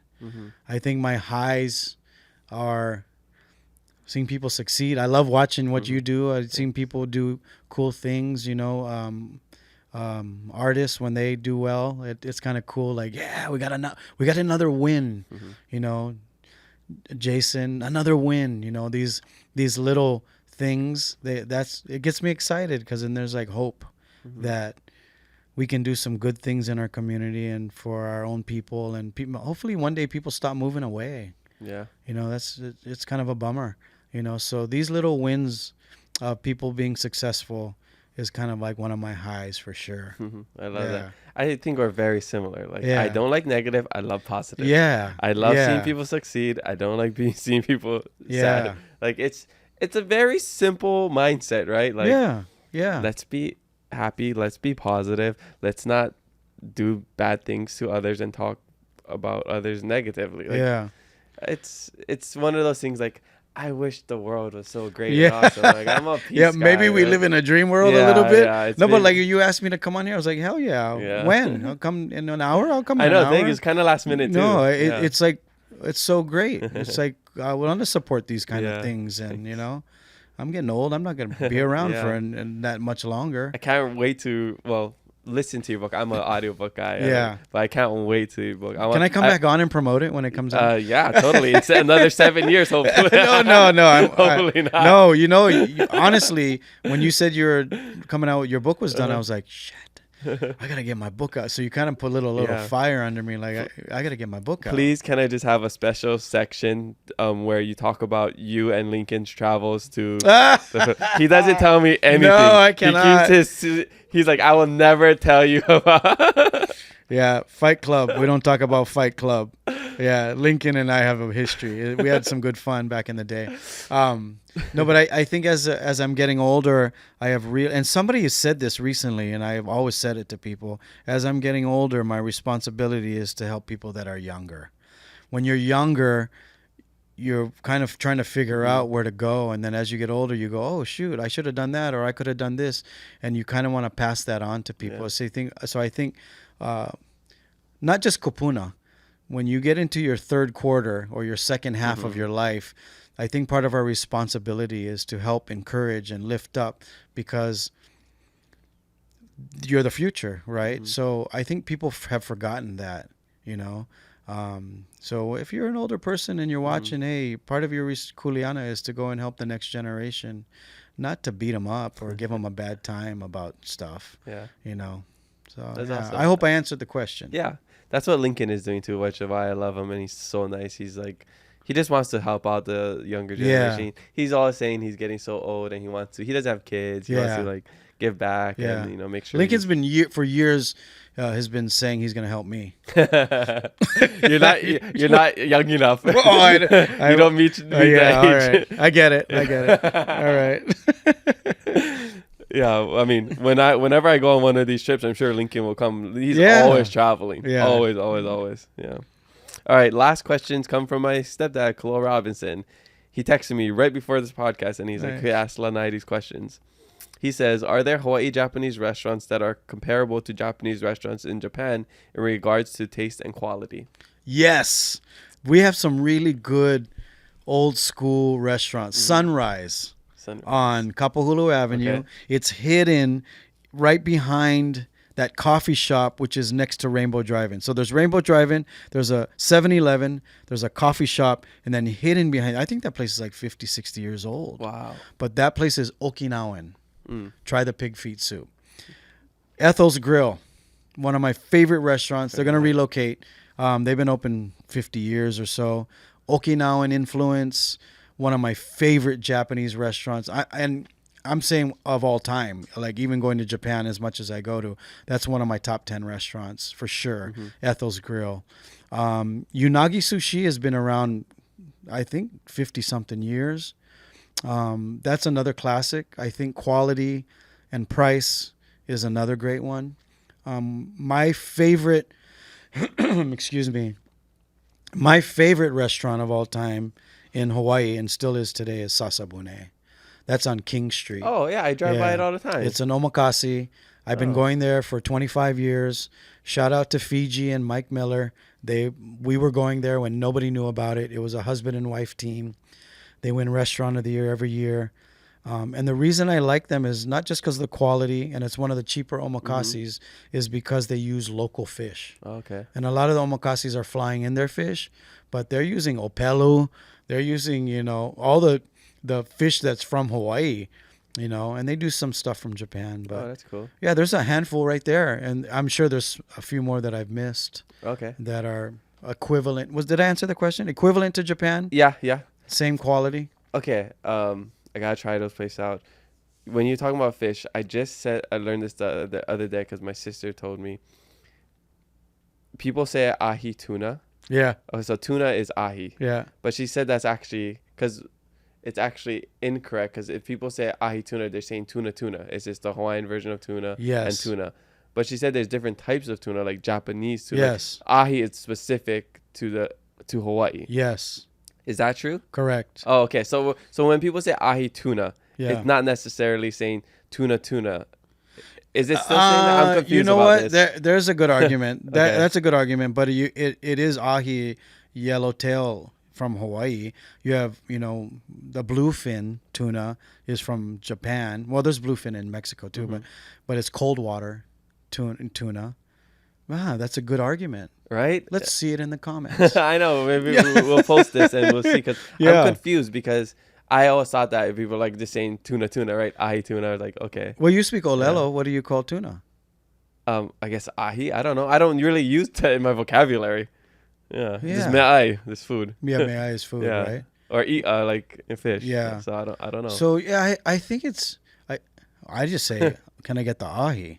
Yeah. Or I'll say, can I get the otoro? Yeah. We would say just ahi. We'll say just ahi. Yeah, I don't say ahi tuna. Yeah. If I'm explaining it to somebody, I say, this is ahi tuna. Okay. Yeah. Something to. All right. And secondly, when you're talking about like Japanese equivalent restaurants here in Hawaii, my favorite ramen spot on the island is Kamitoku Ramen. Kamitoku. I think they have the best ramen. Where's that? Beefy Wild, right on Ward, in the Ward Village. Have you never had it before? Wait, I've had it, but where is it? I'm trying to get the location. Right next to Lānaʻi Coffee, right by Mian and Bao, across of what is it called? Ward Village. There's Crazy Shirts. There's Lānaʻi Coffee. There's Mian and Bao. Kamitoku's right over there. How come I'm not seeing it? Yes, I know where. Yes. On the side of the road. Very good. Yes. But there's also Baikoken, which is a Michelin. Baikoken? Which is a Michelin star ramen spot. And they are in Styx in Waikiki. Oh, okay. Yeah, Styx Asia. I know the owners. Okay. Awesome people. Okay. They're from Japan. And there's also really good Wagaya. Oh, I think I've had that before. It's by Macaulay Bike Center. Like right before. Oh yes. I like that place gosh. too. They got I like the corn thing that they have. Yes, that is good too. The corn fritter. It's like a tempura. Yeah. But and their dessert is good too. Awesome. The mochi thingy. And I think he's from Japan, but I think he's a local boy. But their short rib ramen. Okay, I haven't had die. That. Yeah. Very good. Yeah, I like wagaya, but I actually like all the other. I don't really eat the ramen. I mean, I eat the ramen, but like. Do you base it on the sides? No. It's the just broth. The broth. The broth at Kamitoku, the beefy wild. It's just so good. Do you know that and a fried rice? Do you know the story of ramen? No. So ramen was actually is a Japanese thing, but saimin was invented before ramen.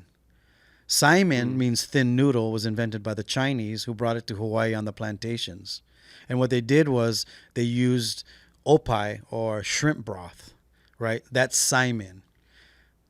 You look at ramen, if you look at the time zone, Japanese took noodles and dipped it in a broth and ate it. So that's sukimen, right?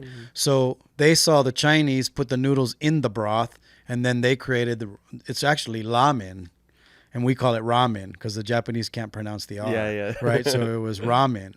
So that's kind of the history of saimin, ramen, lamen. And then I have been told, these are stuff that I've been told by kupuna and chefs. Saimin was actually before the ramen and the lamen. But because they say the Edo period, that's when they started getting the noodles with the broth. That was before it became Tokyo. Mm-hmm.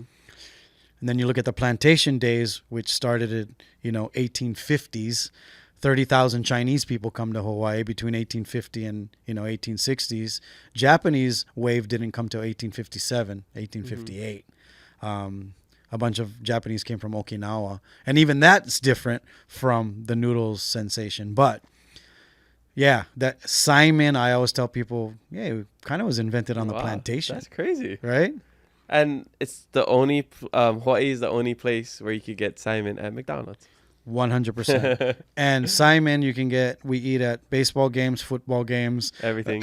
we eat it everywhere. Yeah. Wherever. And then if we tired of eating saimin, we take out the soup and fry it and make fried saimin. Yeah, I mean my childhood memory is plastic bag with the Ziploc bag with the crushed saimin, put the powder inside and mix it up. Yeah, it's so bad for you. So bad, so salty. So good. You know what we're gonna do when we do our tour? We're gonna take everyone to the ramen museum. Oh, cool. Not the cup of noodle museum.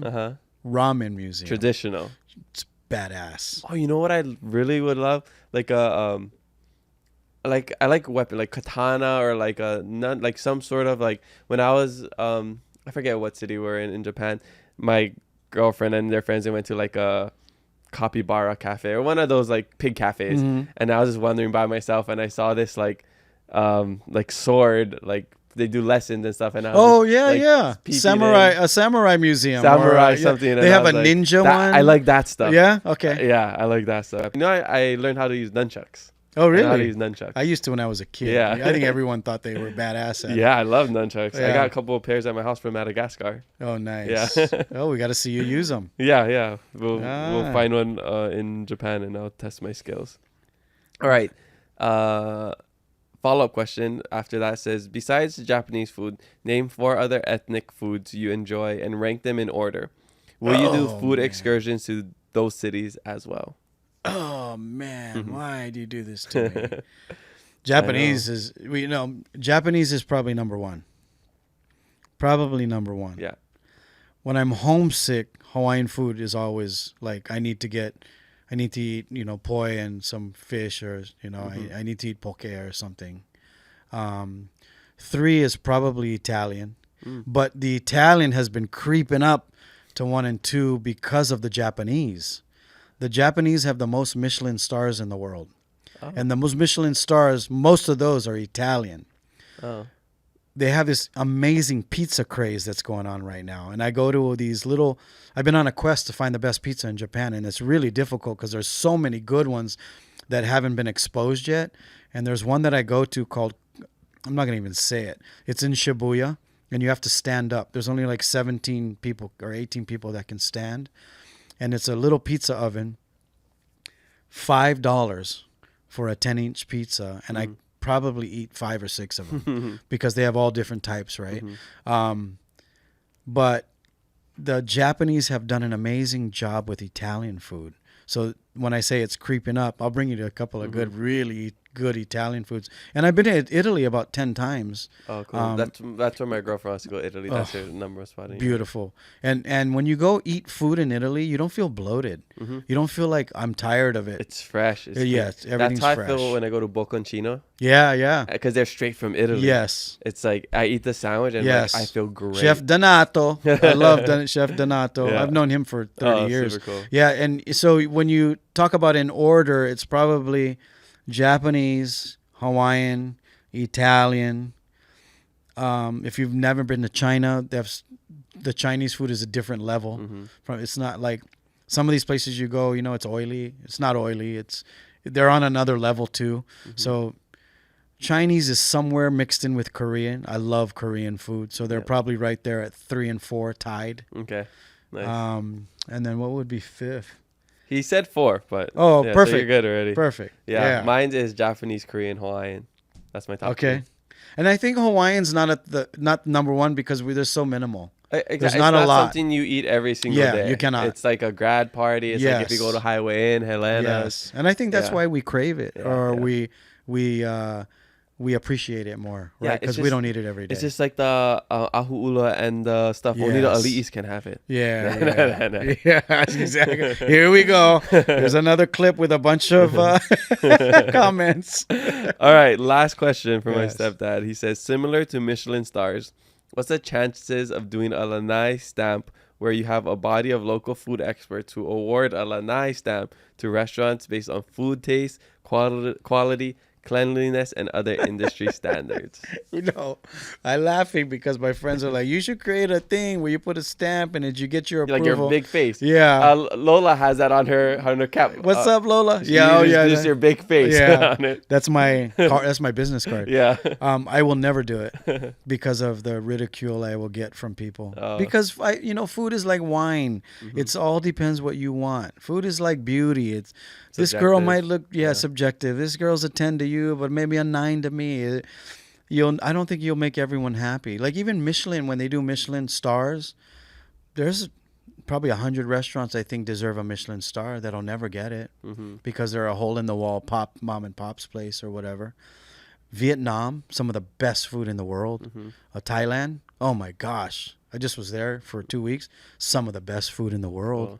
And they're doing omakases. They're doing Japanese food. They're doing Italian food too, But it's the freshness to me of the food, the ingredients. And I want to use the word loyalty because they've been so loyal to what it is they don't go off and make it their own. So like those types of restaurants. There's a restaurant in Ginza I'm going to take you to that's like 120 years old. And it's hidden in between this alley and these buildings. Because Ginza's like the Beverly Hills of Japan. And it's this little restaurant and you're going to see a bunch of senior citizens lined up. And you'll walk by it and you'll think, that must be like a tea shop or something. But it's really old. One of the best restaurants, my favorite restaurants in the world. And I don't even know the name of it. I just go there because I know where it's at, and I wait in line, and it's one of the few places where I'll wait in line to eat somewhere. Yeah. So I like that kind of food. I like the old school. Everyone go to Jane's Fountain. By the way, they're like 90 years old, and we got to keep them open. All right, okay. I got to sit up for this because have you ever heard of Your Kitchen in Kaimuki? Have you ever been there? They're closed. Yes. They were my favorite spot of all time. They had the best pork bowl. And they had like this type of egg that they would put on. And it was the greatest thing I've ever had in my entire life. They closed down. And I just wish I could find them or like learn the recipe or recreate it somehow. Have you been there before? Can anybody on social media tell me about them? Is it by Tamura's? It was on 10th Ave. By Tamura's. Right past Tamura's. Past it, where North Shore Grinds is. Right on the other side of if this is the stuff, it's North Shore Grind, something, and then it was Your Kitchen. Kono's. Was it where Kono's used to be? Or I don't know. I'm not sure. But it's on 10th Ave right before what's the there gas now? Station. I don't know what's there now. I've seen it, and I know what you're talking about. I've never eaten there. When did it disappear? I used to go there in college, like 2011 to like 2016. Gosh, it was a while ago. ago. I think since like maybe 2015 they closed down, or maybe when I left to Madagascar. But it's like one of those legendary spots that like my friends and I, my brother and I like talk about. It was the best pork bowl ever. And is it like a Yoshinoya pork bowl? You know Yoshinoya? No, I don't know what that means. Yoshinoya is a chain, but the Japan one is the best. They I can show you a picture. Okay, yeah, show me a picture. They do beef bowls, pork bowls, all different types of chicken bowls, and then they put an egg on top of it. Yeah, and the egg was just amazing. Yeah, poached. You got a poached egg? I'm gonna find a picture and show Anybody you. ever heard of it? Yeah. Anybody used to work there? If you know anybody. Where's your favorite plate lunch spot right now? I like Pioneers. It's nearby. Pioneer? Yeah. Yeah, Pioneer's good. Yeah. I think they're related to Ethel's. Oh, really? Yeah. Nice. I think. Where's Ethel's? I've heard of that. Kalihi Street. No, it's closed right now. They're getting a new location. It was something like this. Oh, that's a Dutch egg. Oh wait, not this. Sorry. That's a Dutch egg. Yeah, like this. Yes. Yeah. Yes, I know what you're talking about. So that egg, they put it in panko, and then they fry it, and then they cut it in half. Yeah, this is a really old picture from Yelp, but that's how it looked like. Yes, that's a Dutch egg. It was the greatest thing you would ever have. So you like the egg, but it goes on top. Well, the pork was really good on top of the rice, and the sauce, and like 10 out of 10. Like, it's the only thing I would say for sure is I'm gonna bring you in my entire life that I've had. There's a couple of places in Tokyo that are kind of like Yoshinoya, but they're I just lost the name of it, but they're for businessmen restaurants, and they're really quick and easy to go through, and they're cheap. It's like $5 for that kind of bowl, and they have all different types, just like that. Okay. But they don't do Dutch egg, they do poached egg, and I think you like the Dutch egg. They put it in panko. There's a crust on the outside. Yeah, but and they cut it open and it's still yolk. Yeah, the crust wasn't like the best part. It's just like the yolk and like how it tastes. Is like it was like dipped in a marinade, so like the egg was kind of like colored, like brownish color. They put it in shoyu probably. So good. Shoyu and sugar. Yeah. Well, we'll have to find it. Yes, and we'll have to find you something equivalent. If you guys, I will invest in that. Like if somebody could tell me the recipe or whatever, I'll hire somebody to recreate it because it was just the best. That's awesome. Yeah. Wait, let me ask you before we go. What is your book about? You didn't even tell me. Oh, yeah. Well, we still have a little bit of time. I was just going to say mahalo everybody for the social media questions. Make sure you leave some for our next guest, and maybe a question will make it on the podcast. My book is basically like my whole life story. Okay. So it's the idea of it is, I don't have the synopsis, whatever, but basically for anyone who's like trying to like go on a different path in life and stay rooted while also exploring the world and being innovative and stuff like that. So it starts off with just like an introduction to me and like the big three in my life was Peace Corps, Race to 50K, podcast. So those are the pivotal moments of my life. Big chapters. Yes. But it's all like my foundation is what launched me. It was about like my launch point is being Hawaiian and like doing all this stuff, learning Hawaiian. It was like the things that kind of made me feel odd as a kid, but it was my superpower, right? So it talks about like growing up in Hilo, going to Hawaiian immersion school, going to Kaiser, going to UH Manoa, studying abroad, going to Peace Corps. That there's a whole chapter about my time in the Peace Corps. And that's Madagascar. That's Madagascar, yeah. And then coming home, doing the Race to 50K, how I thought of the Race to 50K, paying off my student debt, and then, doing Hawaiiverse, the podcast, and basically like how the podcast was created, our approaches with Jordan and I, social media, the gamification of life. There's a lot of my mindsets and like philosophies of life too. Just like how I see game as like a video game where there's different levels, and there's a song about it too. My friend created a song based off the book. Oh, that's cool. The song basically explains the book. Well, I can't wait to see. I can't wait to read it. Yeah, that's why it's like I'm very proud of it. Reading it back and constantly doing edits. It's like it's really my heart. Like my heart is in this. Like, There's a tough thing to do. Totally, yeah. But there's an implementation guide as well. So it's like if people are looking to implement these things into their lives, every chapter it has like some guides to like what you can do to practice these things. Were your parents like disciplinary people? No, I mean we had chores. We were we were disciplined, not like spanking and stuff, but like, I mean, because you have we're sports. You're organized. You seem very organized and committed. This is all through like this learning from life. Like I had to be. Yeah. I think I was always pretty. Yeah, I would say I was pretty organized and clean, like writing stuff down. But yeah, I think I just had to be even more with all the crazy stuff. You like, OCD? Like for some things. Yeah. Yeah. Like if I see crumbs on the table, like I'm always yeah. My girlfriend can tell you the things that. But like, is your desk OCD? No, not really. No.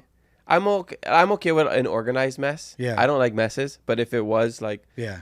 Certain things are out for a reason. We're so much the same. Yeah.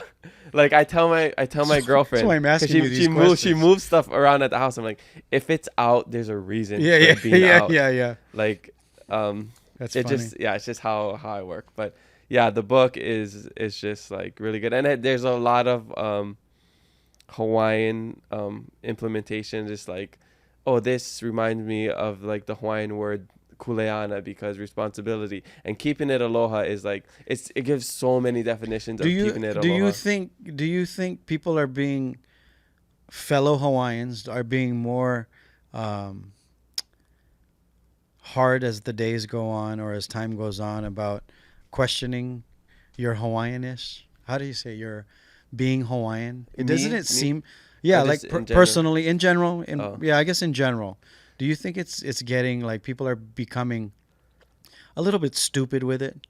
Like I think it might be getting better because more people are talking about it. Better. Better. Like I'm half Filipino. Yeah. Filipinos don't go. He's not Filipino. How Filipino are you? Yeah, they don't. Yeah. We don't. And then you know, I'm a quarter Italian, believe it or not. And Italians don't go, oh, how Italian are you, or question you about your ethnicity or your race. That's definitely a Hawaii thing.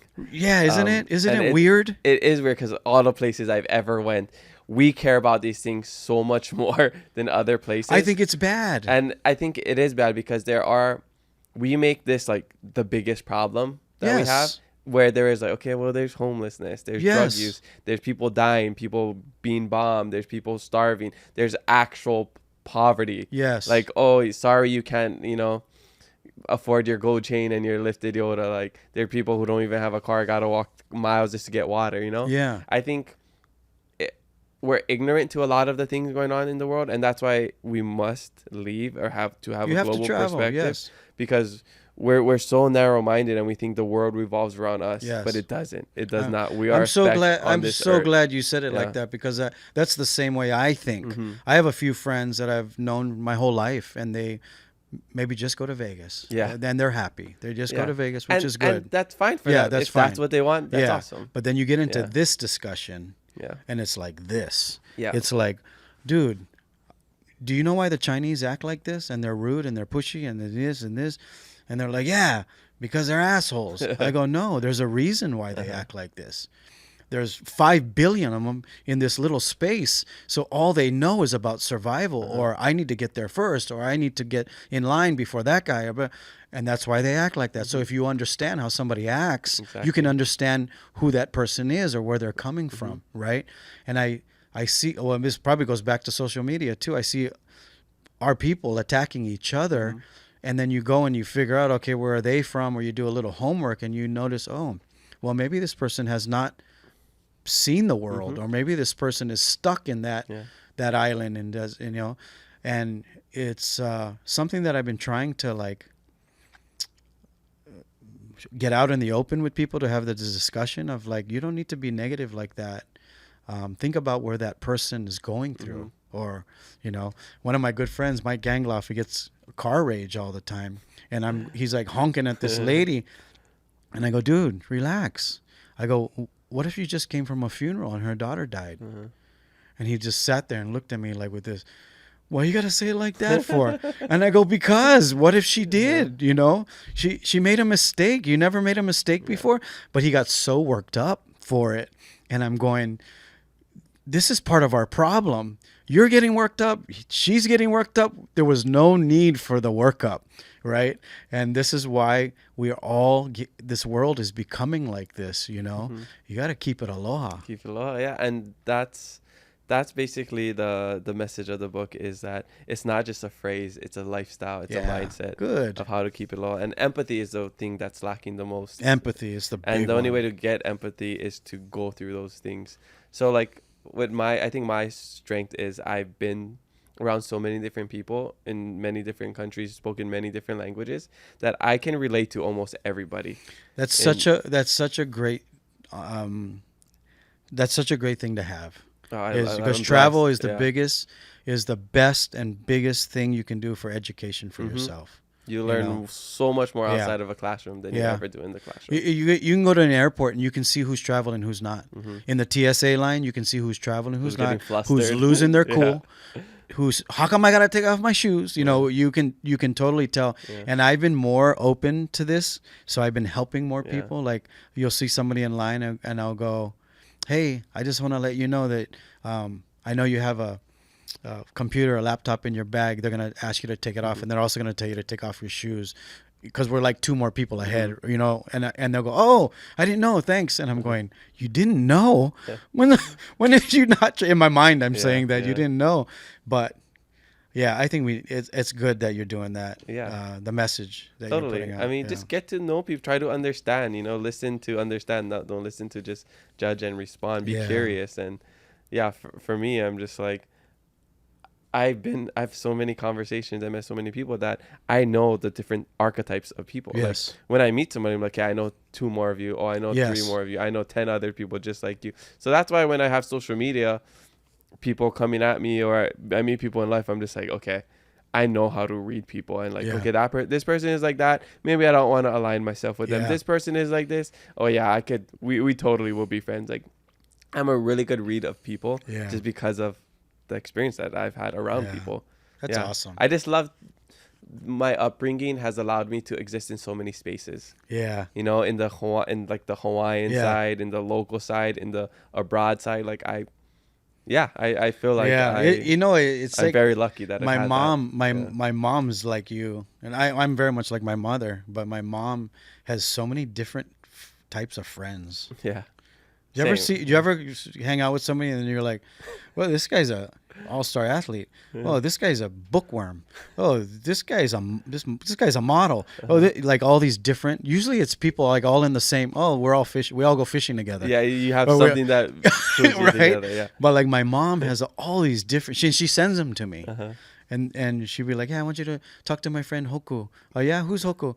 Oh, she has a halau in Japan. I'm like, what am I going to talk to Hoku about? You need to meet her. You know what I mean? Like, it's just, she's always connecting me to all these different types of people. And then I'm starting to notice as I'm getting older, I do have a lot of different types of friends. And I also spend more time with different types of friends as well.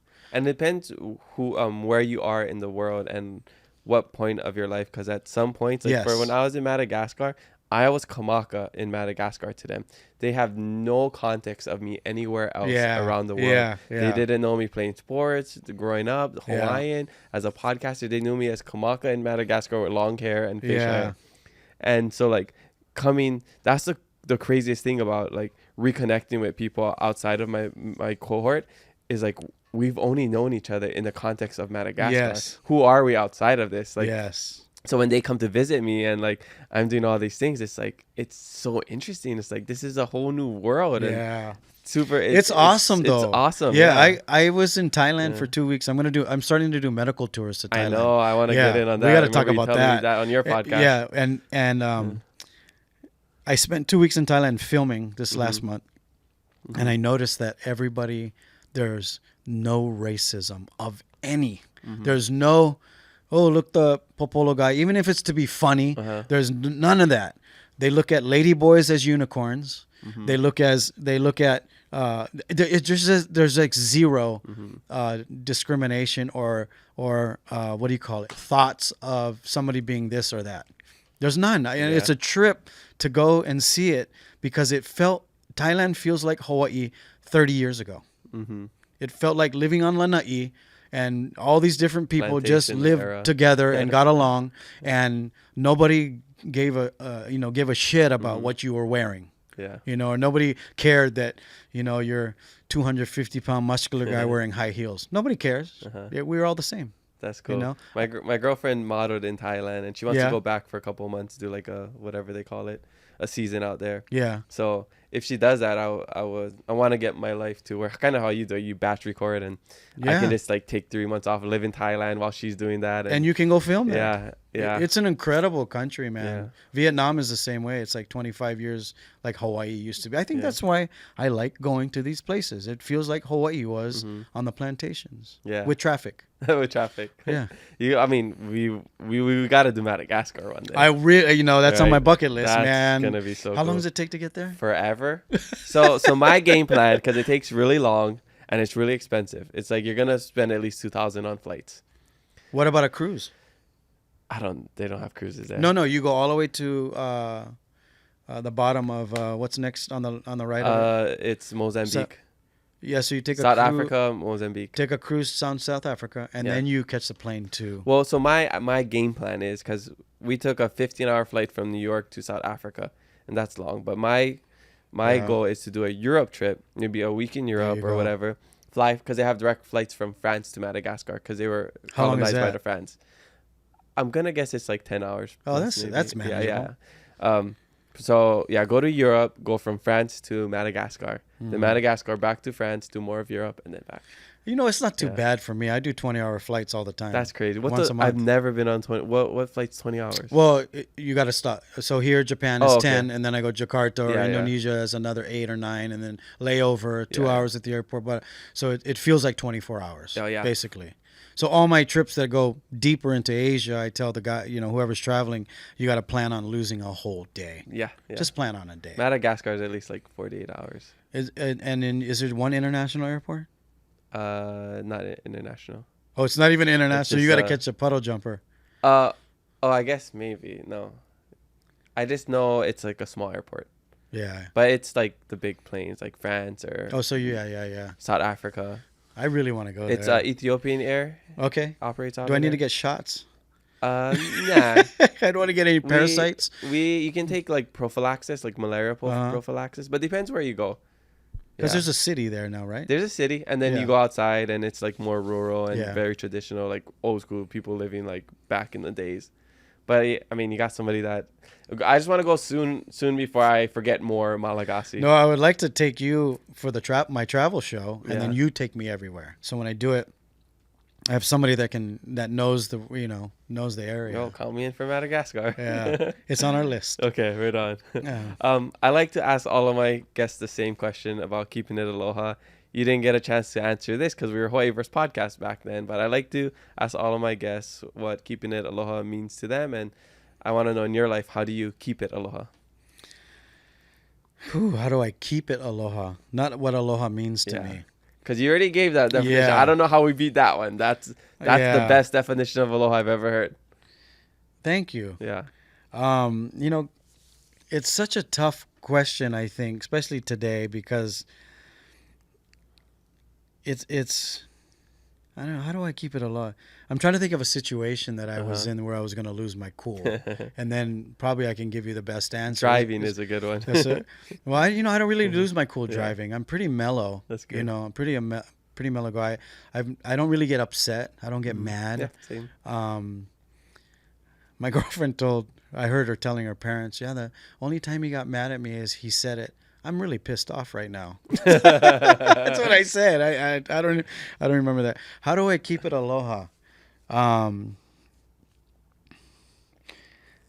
always think about my mom and my grandmother. So if I'm in a tough situation, whether it's business, personal, with somebody, I always think about, what would my tutu say? Mm-hmm.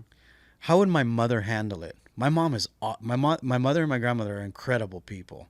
they take care of their communities. They still do today. My grandmother has passed, but my mom has always been about, let's talk about it.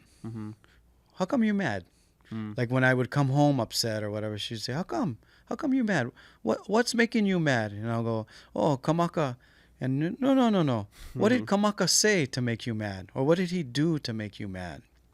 So I guess the way I keep it aloha is I ask myself, what would my tutu do? Or what would my mom say? And how would they handle it? And it really is calming for me because they're calming, and what they said or what they've always said in my life has always been the right answer. So I think that's what I do. And you know, it might be different for somebody else, but how do you keep it aloha? No, I mean, you can check it out in my book, available now on Amazon. That's going to be my new thing, just every time somebody asks there you me go. that, check it out in my book. Go to bjpenn.com. I don't know. Did I answer it right? No, that was great. And I remember in your first one, you talked about, like, what would Tutu do? Did I? I remember saying that because I was like, I want to make a shirt about that. What would Tutu do? You know, it's like, what would whatever do? You know, like there's that saying. So what would Tutu do would be a good one. But yeah, let's make it a collab shirt. Yes. I planned it. I think I have it in my notes. Really? And I wanted to, because I wanted to do collabs with people. Yeah, you got to. And that's one thing I encourage everyone to do. You got to start collaborating with people. Yeah. Because we're all not in this by ourselves. We're not all in this as a competition. You know, I have this talk with, you know, Keola from Fitted and Kyle from High Life, you know, these designers. Yeah. You know, it's like we always talk about, you have these big brands that come to Hawaii and they take our Hawaiian Islands and they put it on their glasses and they put it on their shorts, and none of that money stays here. It goes. You know, all our local brands, we have some amazing artists, you know, Zig Zane and Fitted and High Life and, you know, Oahu Golf Apparel, all these guys, they need to start collabing with each other and keeping all of that here. You know, it's not a competition. Yep. Let's work together, man. I did this. Look, I just put a picture of Mary Covena. Oh, that's a good one. And I said, like, WWTD, what would Tutu do? That's a good one. Yeah. So I planned this after your episode. This was like years ago. Oh, wow. Yeah. Yeah. So what would Tutu do? What would Tutu say? Yeah. Everyone loves Tutu. Exactly. You're not going to yell at Tutu. You're not going to talk back to her. And Tutu never really yelled. My Tutu never really yelled at me either. She would always. Had this calming. She was almost like the Godfather. Like, what's the problem? Yeah. You know what I mean? What are you crying for? It's the Italian. Yeah, well, no, this is my my Filipino Italian, my Filipino Hawaiian Chinese side. You know what I mean? But even my Italian grandmother, she was almost full Italian. She had a little bit Cherokee Indian. Wow. But she was also kind of calming too, you know? Yeah. What's the problem? What are you crying for? You got hurt 5 minutes ago. Power already. Yeah. Okay, so last thing before we start to wrap up, and you can share more if you want after, but you made the joke, bjpenn.com. I know you're good friends with BJ. I actually messaged him because maybe if you want to do a podcast, just let him talk. I don't know. Just because it's not looking too good on social media. But hopefully he gets help. I thought for a little bit because I met him a couple times and I just thought, maybe it's just a social media thing. You know, he's smart. But I'm like, after seeing the recent videos, I'm like, no, I think something's actually wrong. So you know, without you don't have to get into too much. But I just want to know if you have any thoughts. I'm close to the family too, and I just want to say, BJ, I love you, brother. Call me. Yeah. That's all I want to say. Okay. I think we forgot how many good times he's given all of us. I mentioned him in my book. Yeah. How many lessons? How many people he's inspired? How many? When I say good times, we've all watched it and we got excited and we had parties around it. We yelled, we screamed for a long time, for 15 years or whatever. So I just want to say we all need to support him right now. Yeah. And I love you, brother. Call me, man. Yeah. I mentioned him in my book because I'm talking about like different things I learned from guests.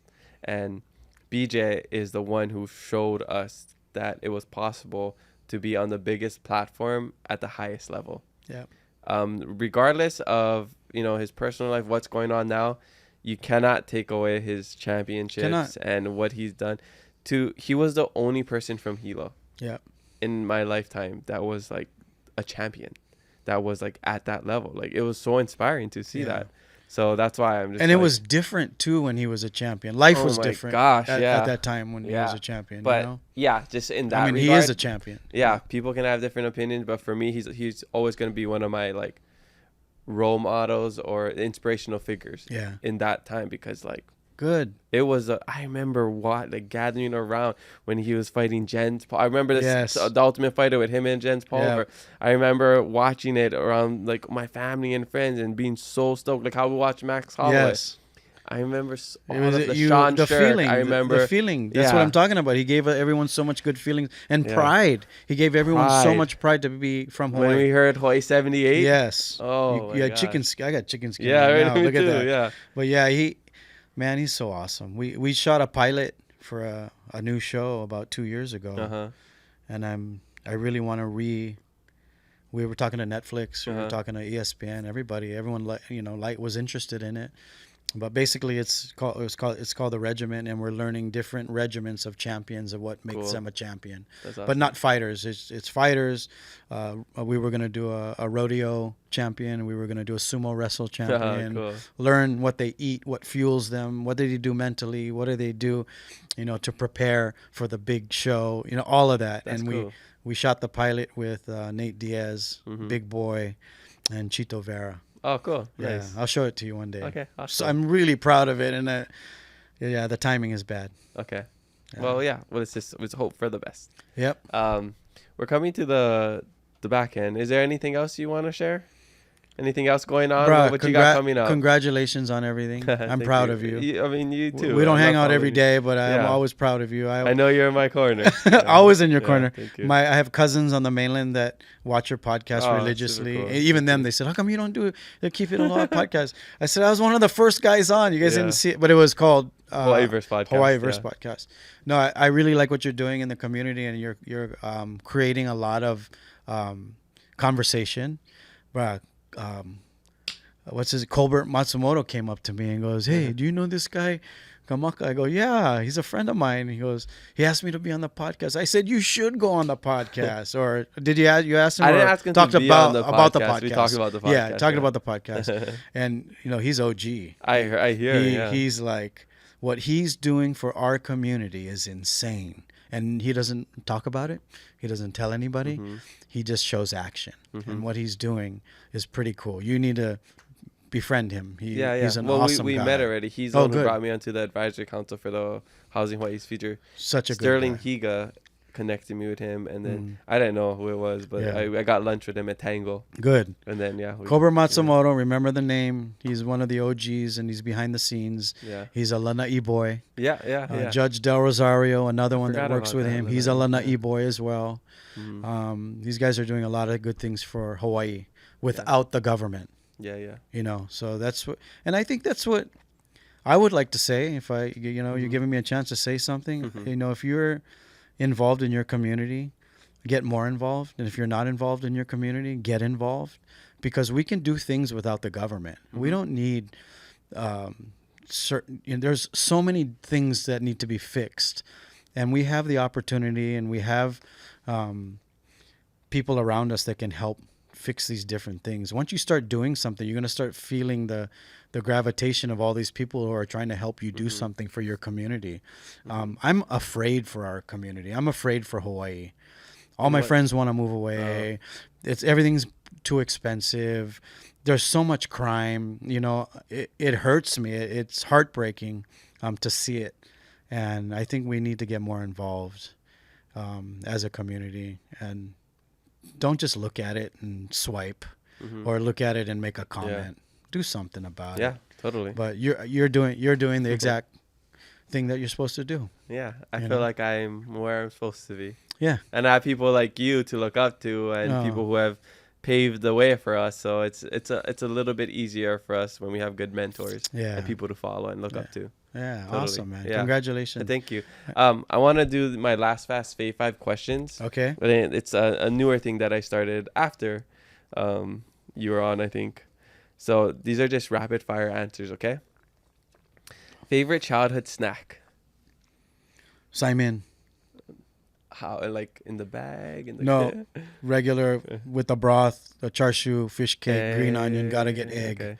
Yeah, that's my favorite, and I still eat it today. Nice. Yeah. I love the combo boko or Yeah. like the Oh yeah. wait, not the I actually, yeah, the kamboku, the pink one. No, not that one. I like that one too, but was it the fish, the brown one? Oh yeah, What yeah. is that one called? Kamboku. It's still This is a kamboku. different type of Fish cake, kamaboko. yeah. Fish cake. Fish that's cake. it, yeah. And I got two actually. Tuna and rice, which show you is my other one. Oh, okay. It's my comfort. Nice. Like I feel sad or whatever. I go and That's eat it. those. Yeah. That's like the Nutella with the crackers for Yeah. the local version. Yeah. Okay, favorite guilty pleasure? Oh shoot, ice cream. Oh, nice. Man, it sucks. Last night I ate ice cream at 9 o'clock. I had upset stomach, but it felt good. Ooh, I have had this pint of ice cream in my freezer for the What's your last flavor? 2 weeks. Well, I mean, I like everything. My brother works at Dave's Ice Cream, What? so I should go visit him in What? Waikiki. Come He'll on, hook you set up. me up. Set So me he up. I got me a love pint Dave's. from that, but I just haven't. I've been so busy Yeah. that I'm just like, by the time I eat, I'm just like, I'm not even. Dave's has been around for 100 years. They're good ice cream. They have I great didn't ice realize cream. how good they were. Very good ice cream. Yeah. I like anything caramel, like sea salt caramel. I like cherry. Yeah. Like cherry jubilee. Like, Okay. I like stuff like that. Kona coffee, of course. Yeah. Yeah. Okay. Favorite TV show or movie? Oh, there's so many. Mhm. Gosh, why you ask me this? The hard question. TV show, Chief of War right now. Nice. It's a good Favorite movie, Shawshank Redemption. answer. Oh, that's a classic. So many messages, lessons, so many different type of people, Mhm. so many different characteristics. I can watch it over and over and over. Nice. Shawshank Redemption. Go watch it. Okay. Favorite way to relax? Yeah, I know you're always busy and on the move. Man, travel. Traveling just kind of, But sometimes traveling's tiring. not to me. Yeah. Well, Sometimes I need a vacation from the vacation. well, traveling tiring in the sense of physically, Oh, but yeah. to clear my mind, to just chill. I like learning. That's true. That's relaxing to me. I like Mhm. learning, watching people. Yeah. Okay. Yeah. Well, last one. Favorite travel destination. This is probably the hardest question. It's a tie, Okay. and I don't go to both of them enough. Japan and Lānaʻi City. Hmm. Because Lānaʻi City, I'm going home. Yeah. It's just like And- me going to and Hilo. you feel different Yeah. when you haven't been there for a while and you go home. I'm going tomorrow, Okay. and then Japan, I can never get enough. It's like, did Everybody I eat loves everywhere? Japan. Nope, I didn't eat it everywhere. Did I see everything? Nope, I didn't see everything. I gotta go back. And back. even if you did, you just do it again and You again. gotta- It's yeah. so good. No, there's so much to see, eat, and Yeah. do. Well, I'm super excited to travel with you, to Yes. work more with you, collaborate, like all the Yes. things. Like, it's gonna be really fun. It'll be a fun 2026. Yeah. Okay. Any final words? If not, tell us where we can find you. At Lanai. Also, I'm also on Facebook. At Lanai, I don't look at it too much, but yeah, those are the only two. Lanai'sTravel.com. If you guys want to come on a more smaller, exclusive type of trip Yes. Japan next Yes. year with the Keep It Law podcast, let's do it. team. Hit us up for the PMF. Yes. Yes. You got to get one of those. Take care of your health, people. Come Yes, on. Take care of your health. Take care of your health. You can't work without your health. Exactly. Well, mahalo Lanai for joining us on the Keep It Low podcast. Spread love, be kind to one another, and mahalo for listening to us today. We Thank have you. new episodes every Thursday, so make sure you follow us and leave a review. I'm your host, Kamaka. Remember to always keep it aloha.